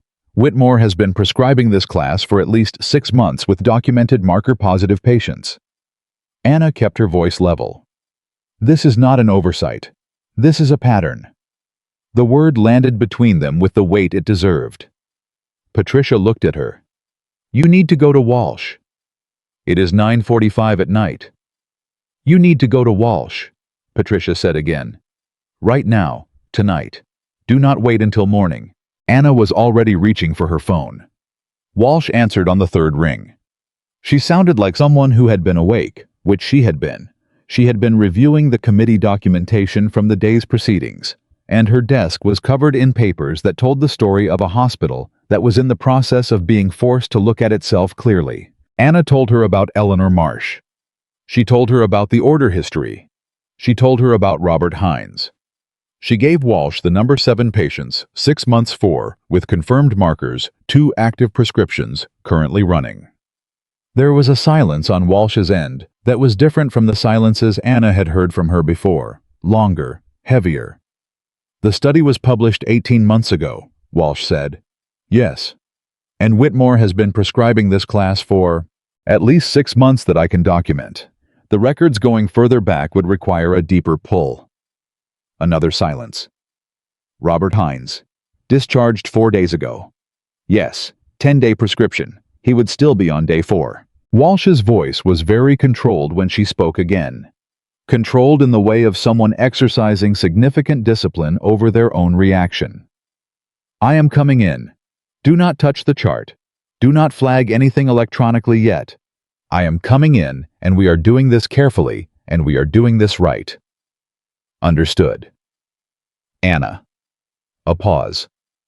You found this on a routine round. Yes. On the same shift you came back to after the committee cleared you. Yes. Walsh was quiet for a moment. All right, she said. I will be there in 20 minutes. She was there in 17. She came with the hospital's chief of staff, a man named Dr. James Obi, who had the bearing of someone who had been told something significant and was processing it while moving. She came with the hospital's legal counsel, a woman who arrived in a coat over her pajamas, which told Anna everything she needed to know about how Walsh had framed the conversation on the phone. They convened in Walsh's office. Anna laid out everything she had: the Whitmore order history, the marker documentation, the interaction study, the timeline, the Eleanor Marsh chart, the Robert Hines discharge information. Obi reviewed it in silence. Legal counsel reviewed it in silence. Walsh reviewed it again because she had already reviewed it on the phone, but she reviewed it with paper in front of her, which was different. Robert Hines, Obi said. We need to reach him tonight.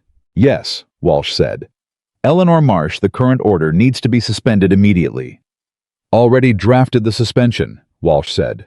Pending your authorization. Obi signed it without hesitation. Whitmore legal counsel said. She was a woman named Sandra Price, who had the particular focus of someone who was building something complex very quickly in her mind. His privileges. Tonight, Obi said. We will need to notify the state licensing board, Price said. Within 24 hours given the active prescriptions. I am aware, Obi said. The other 5 patients, Price said. We will need to review each of them individually. Some may already be showing effects.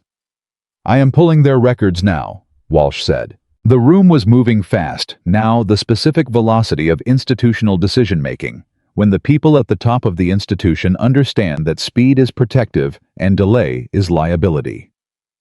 Anna sat in a chair against the wall. She was not the center of this anymore. She had delivered what she found, and the institution was responding, and her role at this moment was to be available if they needed additional context and to stay out of the way while people with the authority to act used it. She had been sitting there for 20 minutes when Obi looked at her. Carter, he said.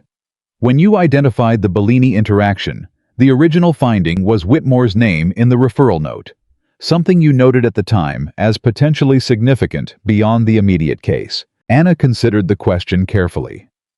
I noted his name in the context of the original prescription.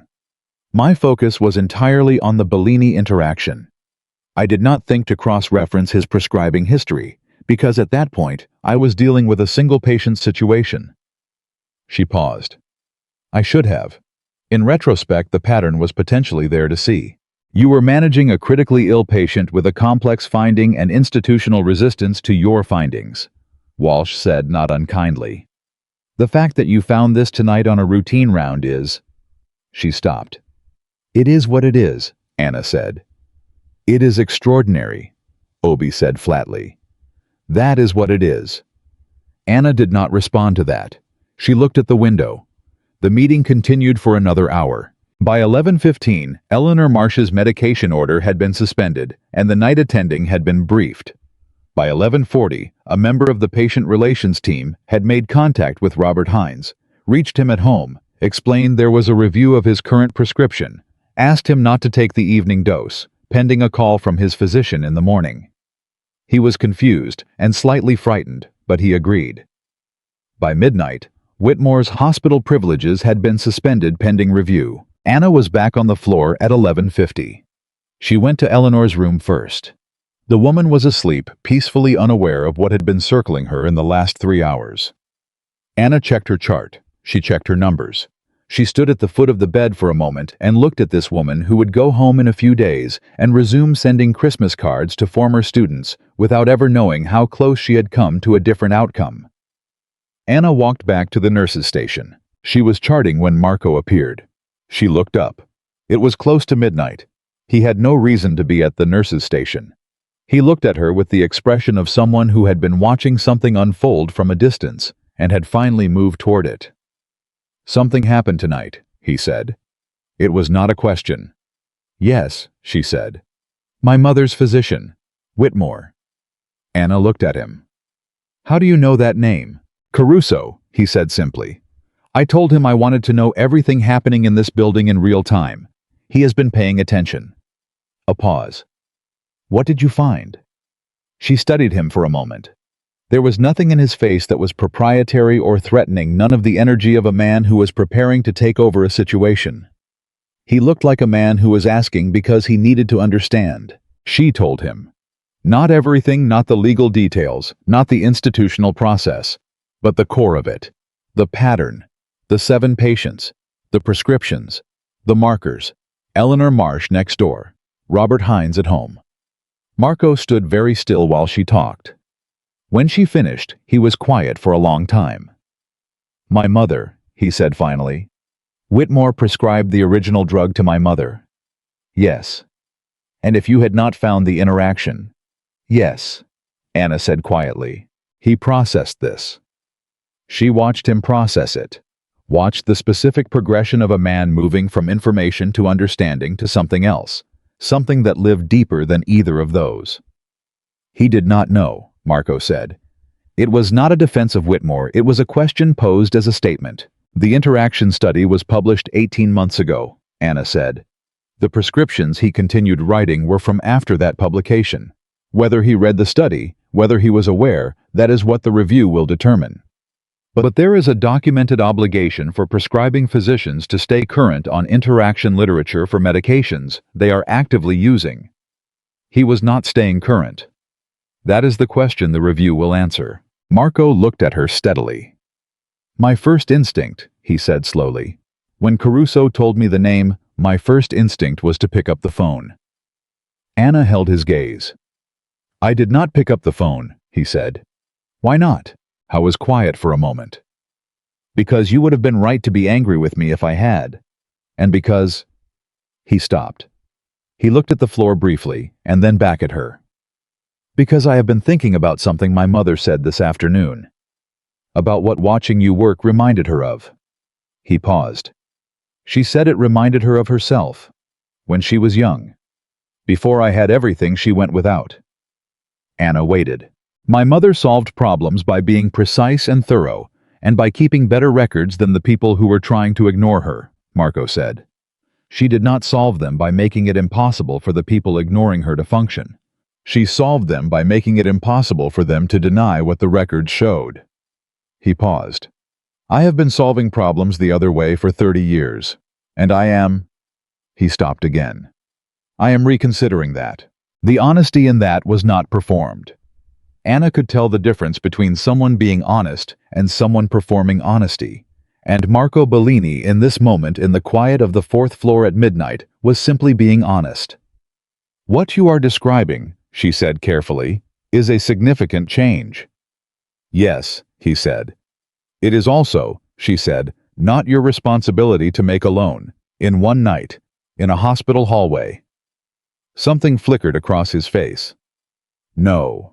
You have been a certain kind of man for 30 years. That is not going to reorganize itself because of a few days. Give it time to be real." She paused. "The instinct was there tonight. You did not pick up the phone. That is where it starts." Marco looked at her. He looked at her the way he had been looking at her since the first night, with the particular attention of someone who was not used to encountering things they did not have a category for. "You are very direct," he said. "I find it saves time," she said. He almost smiled. More than almost this time. It reached his eyes. Then something shifted in his face, became more serious. "There is something else," he said. "Something I found out this afternoon that I have been deciding whether to tell you." Anna set down her pen. "Tell me." "The first complaint. Hargrove's. The timing of it, it was not coincidental." Marco held her gaze. "Caruso found something. Hargrove and Whitmore have a professional relationship that goes back 8 years. They train together. Whitmore refers patients to Hargrove's cardiology practice, Has been doing it for years. It is a significant volume of referrals. Anna was very still. If Whitmore's prescribing patterns were questioned, Marco continued, and if a nurse at St. Catherine's was the one doing the questioning, a nurse whose credibility could be damaged before she got too far, the referral stream would be protected. He paused. The complaint was not just about institutional hierarchy. It was about business. The room was very quiet. Anna processed this. She processed it with the same methodical precision she brought to everything because the alternative reacting from the heat of it, from the specific anger that wanted to rise in response to it, was not something she was going to do. "Does Walsh know?" she said. "Not yet. I do not have documentation. Caruso has information, but—" "Then we need documentation," Anna said. "Because without documentation, it is a claim, and claims without documentation, in an environment like this, get characterized as exactly what Hargrove would want them to be characterized as retaliation, as the patient's powerful family, making accusations to protect the nurse who helped them." She looked at Marco directly. "I know you understand that." "I do," he said, "which is why I did not go to Walsh myself." "How do we get the documentation?" Marco paused. "The referral records. They are business records. They would require a request from the institution or a regulatory process to access formally." He paused. "Or they would require someone with access to a medical billing database to run a pattern analysis, which would take about 4 hours and produce a report that could then be submitted through appropriate channels." "You have someone with that access," Anna said. "I have several people with that access," Marco said, "none of whom are going to be touching anything on my instruction, because you told me not to do it that way, and I told you I was reconsidering." He looked at her steadily. "But there are appropriate ways to request a referral pattern audit. Regulatory bodies do it routinely when a prescriber's practices come under review, which Whitmore's now are." Anna understood what he was telling her. If the licensing board review triggers a referral pattern audit, which it typically does in cases of possible systemic prescribing errors, Marco said, then the relationship between Whitmore and Hargrove becomes part of a regulatory record. Within 2 to 3 business days, Marco said, assuming the board receives a full and thorough report of the prescribing pattern findings. He paused. Which they will because Walsh is meticulous, and Price is the best hospital legal counsel in the city, and they both understand what a complete report means for the institution's liability. Anna looked at him. "You have thought about this carefully." "I have spent the last 3 hours thinking about it," Marco said. "I have also spent the last 3 hours thinking about the right way to think about it, which is a new experience for me." A pause. "I keep arriving at the same place. If this comes out through the proper process, it cannot be undone. If it comes out through me, it can be questioned, challenged, characterized as interference. The system protects what comes through the system." "You are describing the same argument I made to you in the hallway 3 days ago," Anna said. "I know," Marco said. "It makes more sense than I wanted it to at the time." He paused. "You were very annoying about being right about things." Anna looked at him. "Was I?" "Consistently," he said. She held his gaze for a moment. Something had shifted in the air between them, not dramatically, not in a way that either of them named or needed to name, but the quality of the space between them was different than it had been. Less guarded. More honest. The kind of honest that comes when two people have been through something real together and have each seen the other behave well under pressure, and neither of them has had to pretend. "Go be with your mother," Anna said. "It is almost midnight." "She told me to come talk to you," he said. Her exact words were, "Go find that nurse and stop hovering over me like I am made of paper." Anna pressed her lips together against something that was not quite a laugh. "She is feeling better. She has opinions about how I spend my evenings," Marco said. "She has always had opinions. When she has opinions, she is herself. When she is herself—" He stopped. A muscle moved in his jaw. "It is a very good sign." "The best one," Anna agreed. He nodded. He did not move to leave immediately. He stood there for a moment in the particular way of someone who has something else to say and is deciding whether to say it. "Anna," he said. She waited. What you are doing, what you have been doing these last 3 days. This is not just your job. I know you say it is. I know that is true in a technical sense. He paused. But there are people who do their jobs exactly as described, and people who do what you do. And those are not the same thing. Another pause. My mother said you reminded her of herself. She is the most remarkable person I have ever known. I want you to understand what that comparison means coming from her. Anna looked at him for a moment. Then she looked at her chart. Tell her I said good night, she said. He left. She sat at the nurse's station and she charted. She was still charting at 12:40 when Kellerman appeared. He was coming off a call, and he looked worn in the specific way of a resident who had been moving since before dawn. But there was something different about his face than it had worn in previous encounters. Something that was less apologetic and more simply present. He saw her. He came over. Walsh told me about the 416 situation, he said. Whitmore. Yes. I had a patient of Whitmore's 3 months ago, Kellerman said. He said it without preamble, without building to it. 68-year-old man admitted for a rhythm issue. Whitmore had been managing his medications. I reviewed the chart. I thought I reviewed it thoroughly. He paused. He was discharged in stable condition. He has not been readmitted. Do you remember the medication list? Anna said. I am pulling it now, Kellerman said. He was already on his tablet. If there is a pattern. There is a pattern, Anna said. Walsh and Price have the full list. They will be reviewing all of his patients. If your patient from 3 months ago is in the system, they will find him. I want to flag it, Kellerman said. Separately, I want Walsh to know I identified the connection myself. He looked at Anna. Not to cover myself. Because if I can identify it now, I should have been able to identify it then, and I want to understand why I did not. Anna looked at him carefully.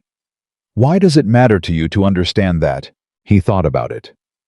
Because I am going to be a physician for a long time, and if there is a gap in how I review charts, a systematic gap, not just a busy day gap, I need to know what it is. Before the next time. He paused. You look at things differently than I do. I want to know how. Anna considered him. He was 28 or 29, standing in the fluorescent light of a midnight hospital floor, asking a charge nurse to teach him something about how she looked at patients' records. There was nothing small about that. There was nothing easy about it either for a young physician in a system that did not always reward that kind of asking. Pull up a chart, she said. Any current patient, not a complicated case, a routine one. He pulled one up. Now tell me what you reviewed, she said. He told her. It was thorough, and it was appropriate, and it covered everything in the current treatment notes. Now go to the archived documents, she said. The ones from other providers, other systems' prior admissions. He went there. Now cross-reference the medication list in the current notes against anything from the prior 12 months, she said. Not checking for interactions, just checking whether there are medications in the history that are not in the current list. Things that were discontinued. He did it. He found something in 40 seconds. Nothing critical, a blood pressure medication that had been discontinued 18 months ago. No interaction concerns with the current protocol. But it was there. It was visible. He looked at her. How often do you do this? He said. Every patient, she said. Every chart. Every shift. He was quiet for a moment. That is thorough, she said. Yes. He looked at the chart for another moment. Then he looked at her.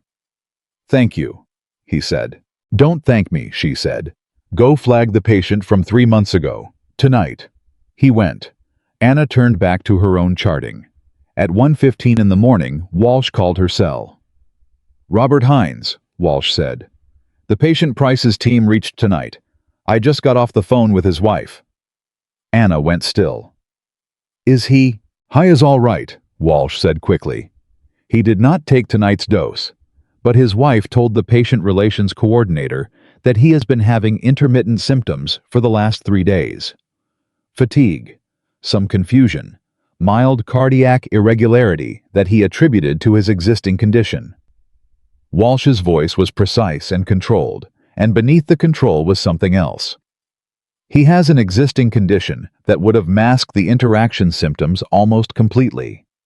If he had taken the full 10-day course, she did not finish the sentence. She did not need to. "He needs to be seen tomorrow morning," Anna said. "He is coming in at 8, Walsh said. "I will be there." A pause. "Anna, I want to say something to you." "Dr. Walsh, let me say it." A pause. "When you came to my office at 7 this morning, I told you the review process would be uncomfortable, and that I could not protect you from it. I said that because it was true, and because the integrity of the process required it." A pause. "I also told you I would make sure the record was complete. I have been making sure of that all day. And what I have found in Chen's statement in the committee minutes in the outcome data, and now in what you found tonight is a record that speaks for itself." Walsh paused. "I want you to know that I am going to make a recommendation to the board about the clinical escalation protocol and about the recognition of the kind of clinical advocacy that you demonstrated this week. Not just for you, for every nurse in this building who has ever seen something and stopped themselves from saying it." Anna held the phone against her ear and looked at the wall of the nurses' station. "Thank you," she said. "Get some sleep when you can," Walsh said. "Tomorrow is going to be a full day." She ended the call. Anna sat in the quiet of the station. The floor was settled into its nighttime rhythm. The soft sounds of monitors, the occasional movement of the overnight staff, the distant sound of the elevator. The fluorescent lights hummed in their steady way above her. She thought about Eleanor Marsh asleep in 416s. About Robert Hines at home, his wife probably still awake beside him, frightened in the retroactive way that was sometimes worse than the immediate fear. About the 5 other patients whose charts Walsh's team was reviewing right now. About Lucia Bellini breathing steadily in room 412, more herself with each passing hour. She thought about what Marco had said, about his mother and what the comparison meant, about the instinct he had resisted tonight when he did not pick up the phone. She thought about patterns, about how patterns required someone to step far enough back to see the whole shape far enough back to stop looking at the individual pieces and start looking at what the pieces together formed. She had been stepping back her entire career. It was simply how she saw. She had never thought of it as extraordinary. She had thought of it as attention. But sitting here in the quiet of 1:15 in the morning, with a folder full of documentation that had started with a dosage inconsistency and had grown in 4 days into something that was going to change this institution in ways that would outlast all of them sitting here with that. She allowed herself briefly and privately to understand that attention sustained and rigorous and directed by genuine care was not a small thing. It was, in fact, the whole thing. She picked up her pen. She had 2 more charts to review before her rounds were done. She opened the first one. She started from the beginning. Robert Hines walked into St. Catherine's at 7:53 in the morning. How was a 69-year-old retired electrician from the West Side who moved with the careful deliberateness of a man who had spent 4 days feeling wrong in his own body and had been told the night before that there was a reason for it. His wife Carol walked beside him with her hand in the crook of his elbow, not supporting him exactly, but close enough to support him if it came to that. She had the face of a woman who had not slept and was not going to say so. Walsh met them personally in the lobby. That was not a standard practice. The chief of medicine did not typically meet admitted patients in the lobby at 8 in the morning. The fact that she was standing there when they came through the door, that she had been standing there for 6 minutes before they arrived, told the Hines family something before a single word was exchanged. It told them this was serious, and they were being taken seriously. Carol Hines looked at Walsh and said, "How bad is it?" Walsh said, "We caught it. That is the most important thing. We caught it, and we are going to take care of him." Carol held Walsh's gaze for a moment. Her jaw was tight, and her eyes were dry with the particular dryness of someone who had used up their available tears between 2 and 4 in the morning and had made a decision about what the daytime hours were for. "Who caught it?" she said. Walsh said, "A nurse named Anna Carter." Carol nodded once. "I want to thank her," she said. "When this is over, I want to thank her properly." "I think that can be arranged," Walsh said. She walked them to the cardiology wing herself. Anna did not know about Robert Hines arriving until Diane told her at 8:15. She was in the middle of morning vitals, moving through her patient list with the focused efficiency of someone who was running on 4 hours of sleep and the particular determination of a person who understood that fatigue was not a reason to be less careful, but rather a reason to be more deliberate. She was at the bedside of the patient in 4:08, checking a blood pressure reading when Diane appeared at the door. "Walsh brought Hines in personally," Diane said quietly. "He is in cardiology now. His numbers from the initial draw are—" She paused. "Consistent with the early stages of the interaction.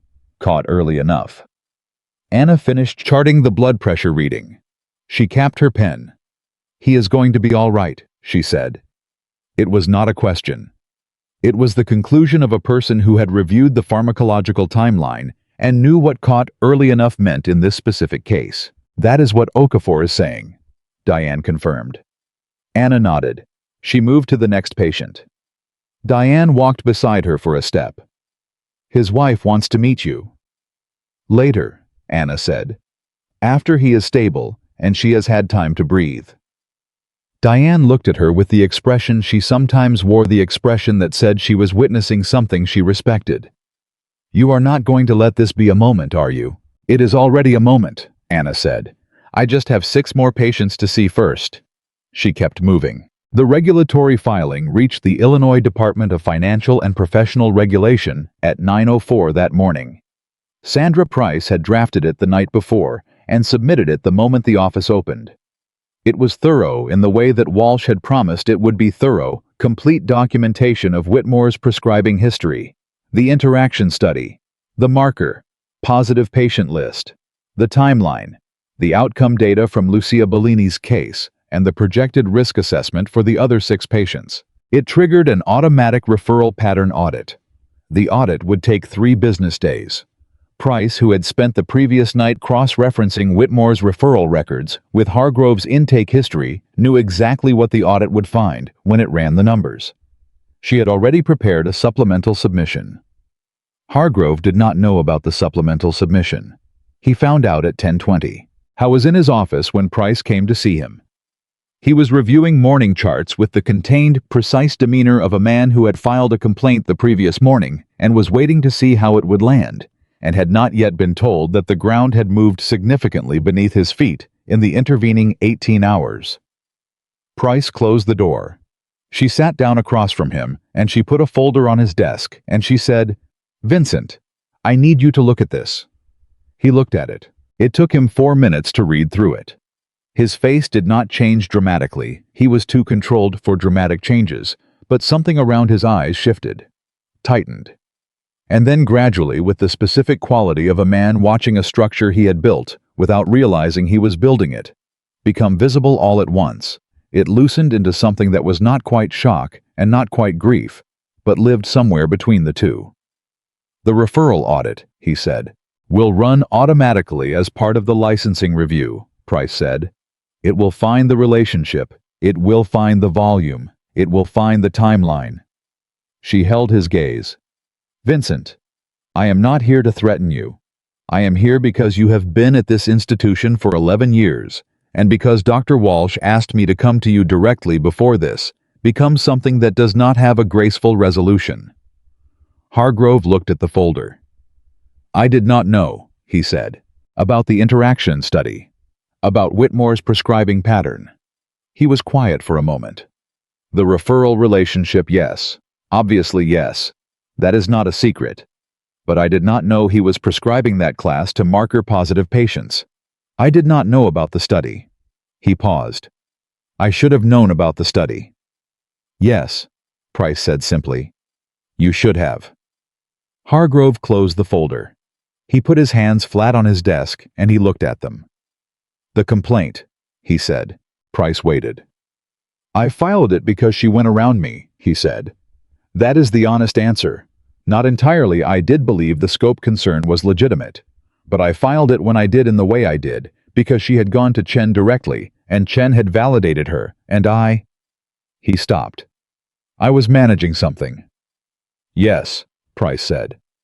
"And what I was managing," he said slowly, was not patient safety. Price said nothing. She let the silence do the work. Hargrove looked at the folder again. "What does Walsh need from me?" "A withdrawal of the complaint," Price said. "Today, with a statement to the Nursing Oversight Committee acknowledging that the scope concern was not substantiated by the evidence." A long pause. "And the referral audit." "You cooperate fully," Price said. "Whatever it finds, you cooperate. If the relationship requires disclosure and remediation, you disclose and remediate." She paused. "Vincent, the alternative is that this plays out through regulatory process without your participation, and by the time it resolves, the story the record tells is the only story anyone has." She paused again. "Right now, you have the opportunity to be part of a different story." Hargrove sat at his desk for a long moment. "I was not a bad man." Anna had said that. She had said it at midnight to Diane simply and without irony, and she had meant it, and Walsh had heard about it by this morning in the way that things travel through a hospital. He was not a bad man. I was a man who had stopped looking at the literature, at the patients, at himself, and had not realized how far the not looking had taken him from the physician he had intended to be. "Tell Walsh I will withdraw the complaint this afternoon," he said. "And tell her I will cooperate with everything." Price nodded.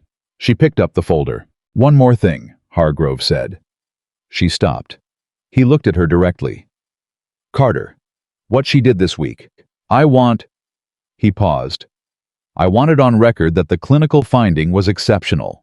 Not the scope concern. I stand by the institutional principle, even if my application of it in this case was compromised. But the finding itself, the way she worked. I want it on record that I recognize that." Price looked at him for a moment. "I will pass that along," she said. She left. Hargrove sat alone in his office for 20 minutes. Then he opened his desk drawer and pulled out the standard form for complaint withdrawal, and he began to fill it out slowly and completely in his precise physician's handwriting. Anna was eating lunch, actually eating seated with both hands free, and a full 15 minutes ahead of her when Marco appeared in the staff break room doorway. She looked up. He was not alone. Lucia was beside him, not in a wheelchair, standing with Marco's hand under her elbow, and the particular expression of a woman who had been told she could sit in a wheelchair for the move from the room to the elevator to the hallway, and had said something in Italian that had resolved the argument immediately. She was in a hospital gown, and she moved carefully, and she was thinner than she had been, and her color was not fully back yet, and she was the most alive she had been in a week. Anna stood up. "You are not supposed to be walking this far," she said. "I am walking 12 meters, Lucia said. "From the elevator to this room. My doctor said gentle movement was appropriate." "Your doctor said short walks within the room." "This is a short walk," Lucia said. "The definition of short is a matter of perspective." She looked at Marco. "Is there a chair?" Marco had a chair ready before she finished the sentence. He helped her sit with the careful attention of a man who was trying very hard not to look like he was hovering and was not entirely succeeding. Lucia sat. She looked at Anna with those clear dark eyes. "You caught another one," she said. "Last night. Another patient." Word traveled in this building at a pace that still surprised Anna. "Yes. And more than one." "We are reviewing the full picture," Anna said carefully. "It was the same doctor," Lucia said. "The one who gave me the original prescription." A pause. "Yes?" Lucia absorbed this quietly. "He hurt other people," she said. "Not just me." "The situation is being addressed," Anna said. Lucia looked at her hands. The hands that had been so still 5 days ago that were now folded in her lap with the quiet certainty of someone who was returning to themselves. "You saved 7 people," she said. "When you saved me, you found the thread, and you pulled it."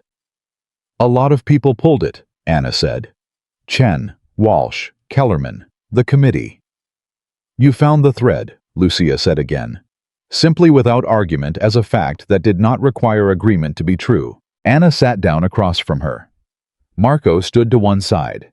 He was watching the two of them with the expression he had been wearing more frequently in the last 24 hours. Open, quiet. The expression of a man who was learning something by watching rather than by doing. "I want to say something to you," Lucia said. "And I want you to let me finish before you argue with me." "I don't argue," Anna said.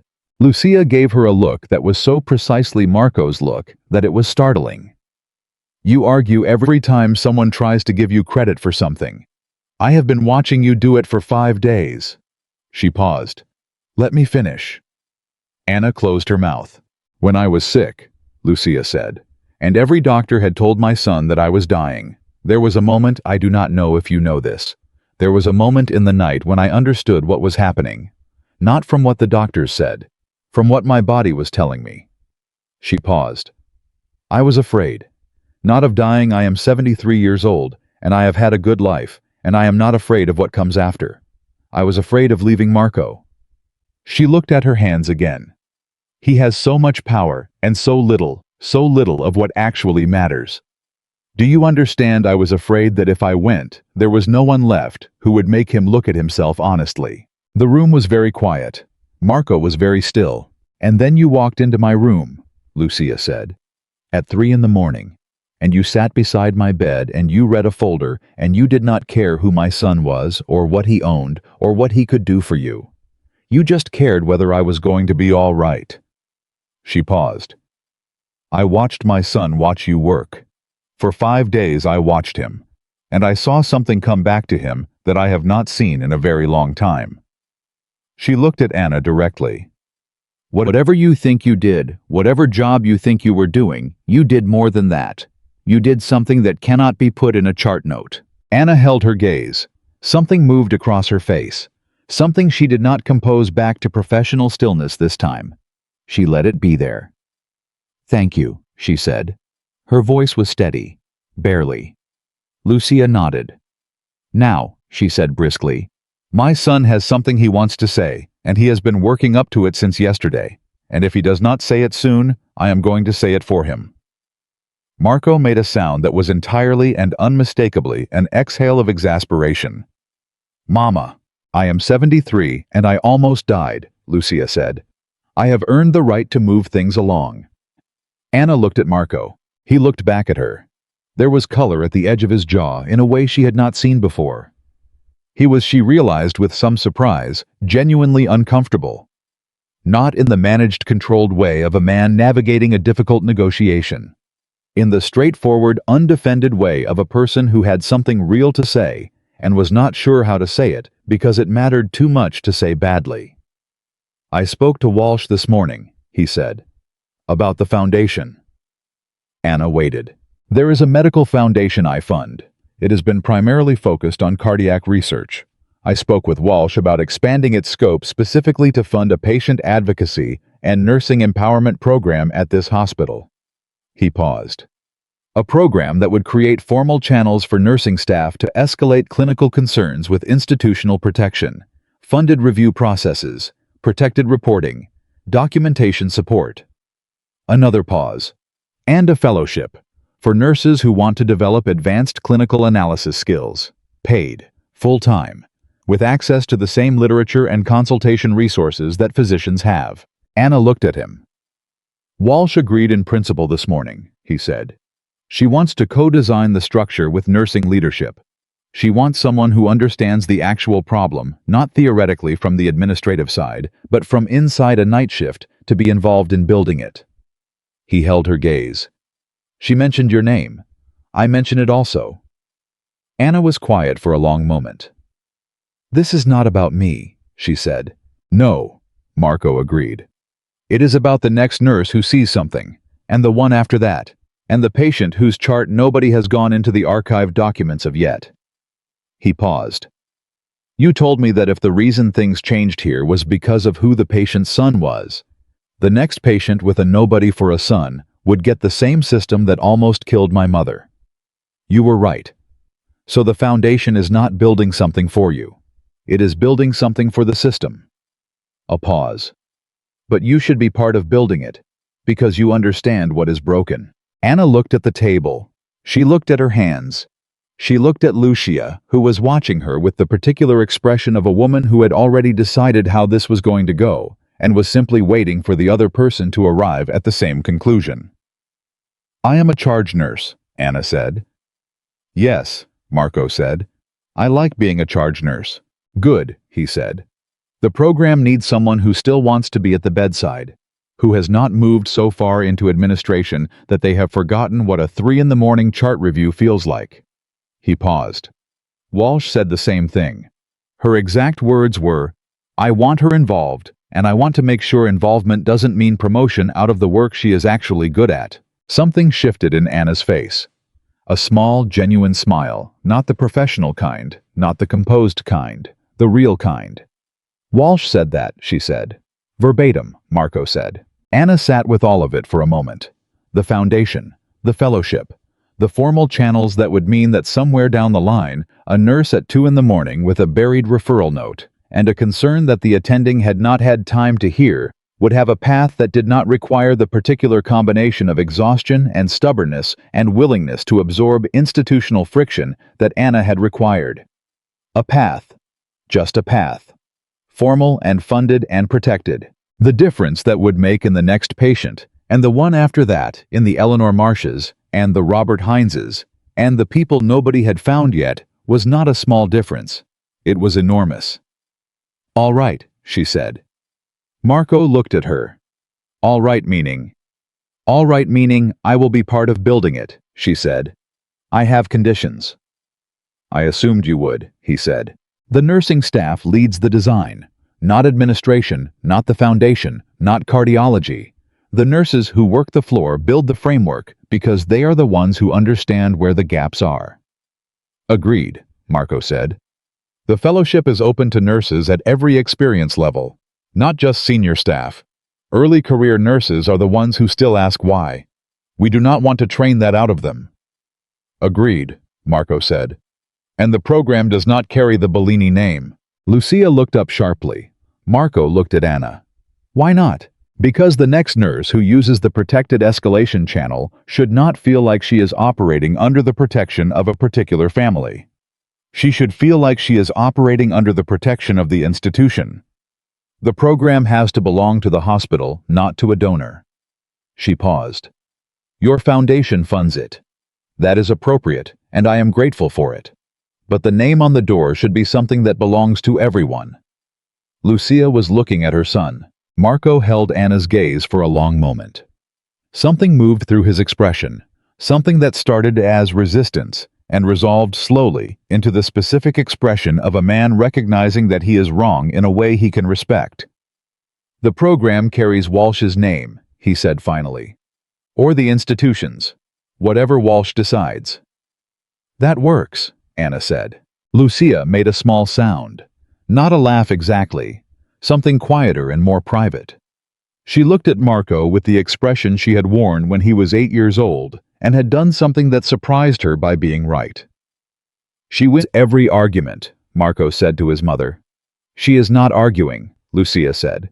"She is being precise." She looked at Anna. "Like I taught him to be. He forgot for a while." Marco looked at the ceiling briefly. Anna stood up. She had rounds in 8 minutes. She had 3 patients she had not checked since morning, and a medication reconciliation that needed to be finished before the afternoon attending came on. "I need to get back," she said. Lucia reached out and caught her hand. Anna stopped. The older woman held her hand for a moment. Her grip was steady, warm. The grip of someone who had kneaded bread dough and made careful stitches and pressed cold cloths to a small boy's forehead, and worked 3 jobs and walked into a factory manager's office with better records than the people who were trying to ignore her. "Come for dinner," Lucia said. "When I am home, nothing formal, just dinner." She paused. "I make my own bread."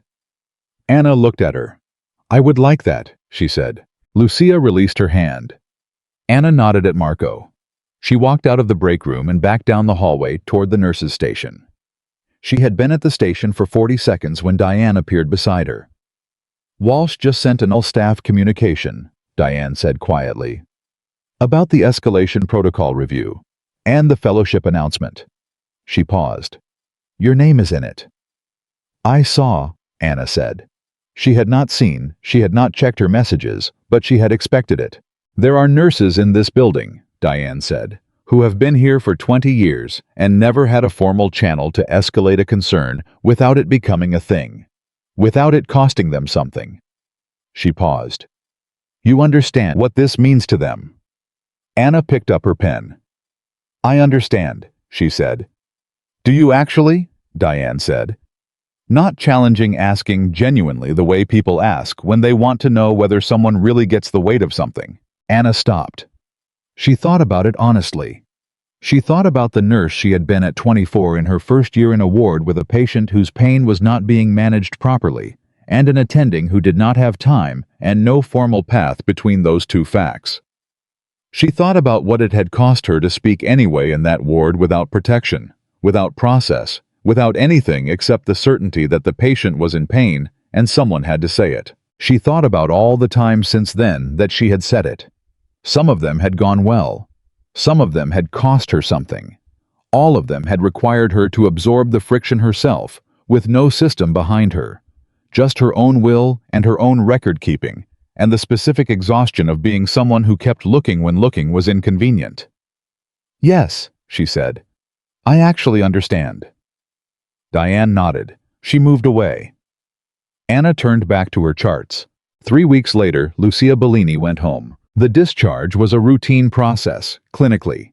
The paperwork, the final vitals, the follow-up appointments, scheduled, the medications reconciled and printed and reviewed twice, because Anna reviewed every discharge medication list twice. But nothing about the morning felt routine, because routine did not account for the particular quality of a room that had been a battleground, becoming simply a room again, and for the woman in it who had come back from somewhere most people did not come back from. Marco was there. Caruso was in the hallway for once, not performing vigilance, just standing with his hands at his sides, with the expression of someone who had watched something that had cost a great deal come out all right. Dr. Okafor did the final discharge review. She was precise and warm, and she told Lucia the things she needed to know, and she told her the things she was allowed to do, and the things she was not yet allowed to do, and Lucia listened to all of it, with the respectful attention of a woman who intended to observe approximately 80% of the restrictions and make her own decisions about the other 20. Okafor knew this.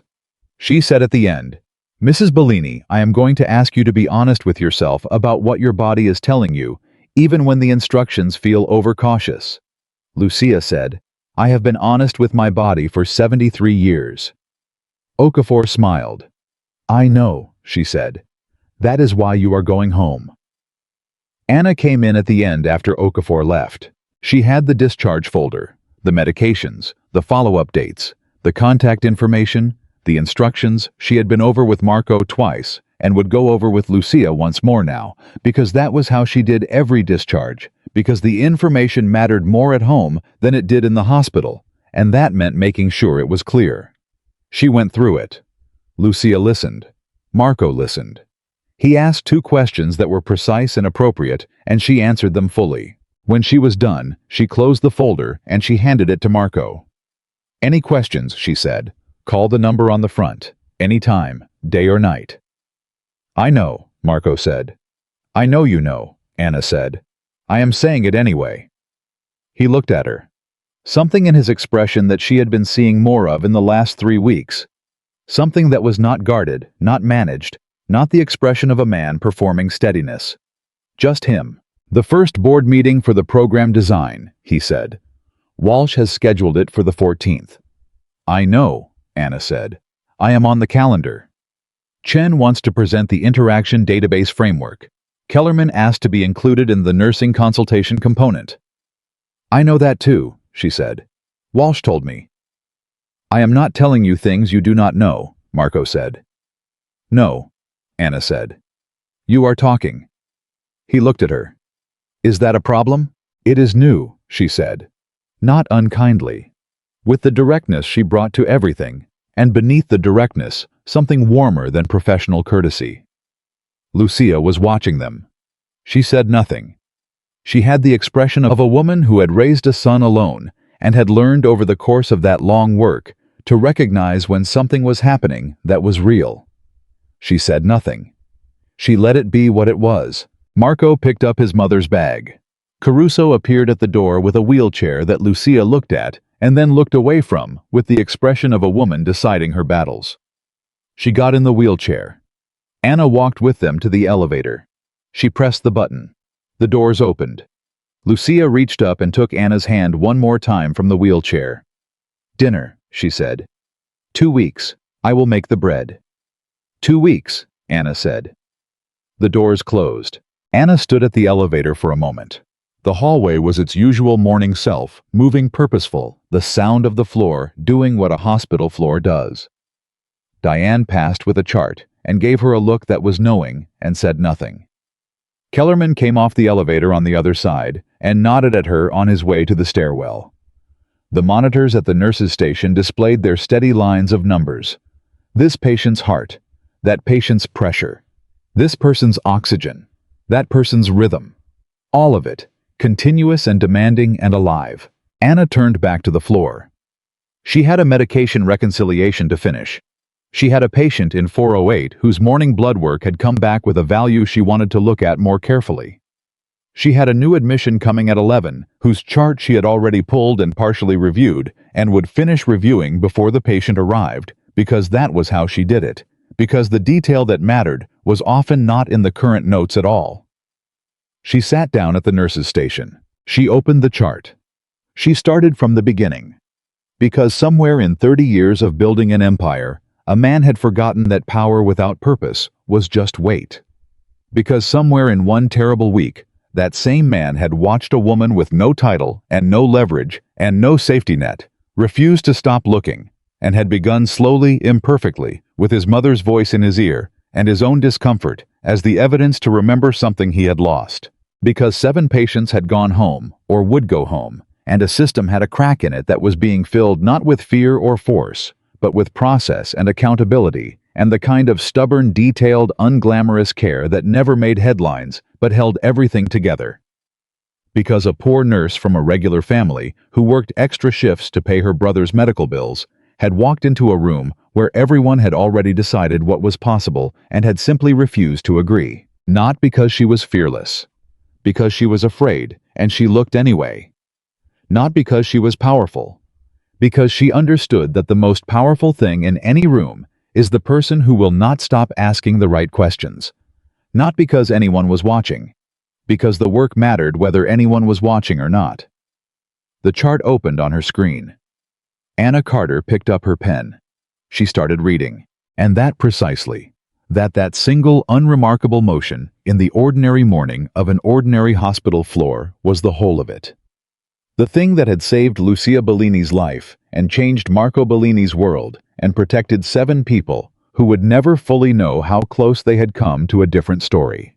Not a miracle, not a legend, just a nurse who looked one more time and refused every single time without exception, without applause, without anyone having to ask to be the person who stopped.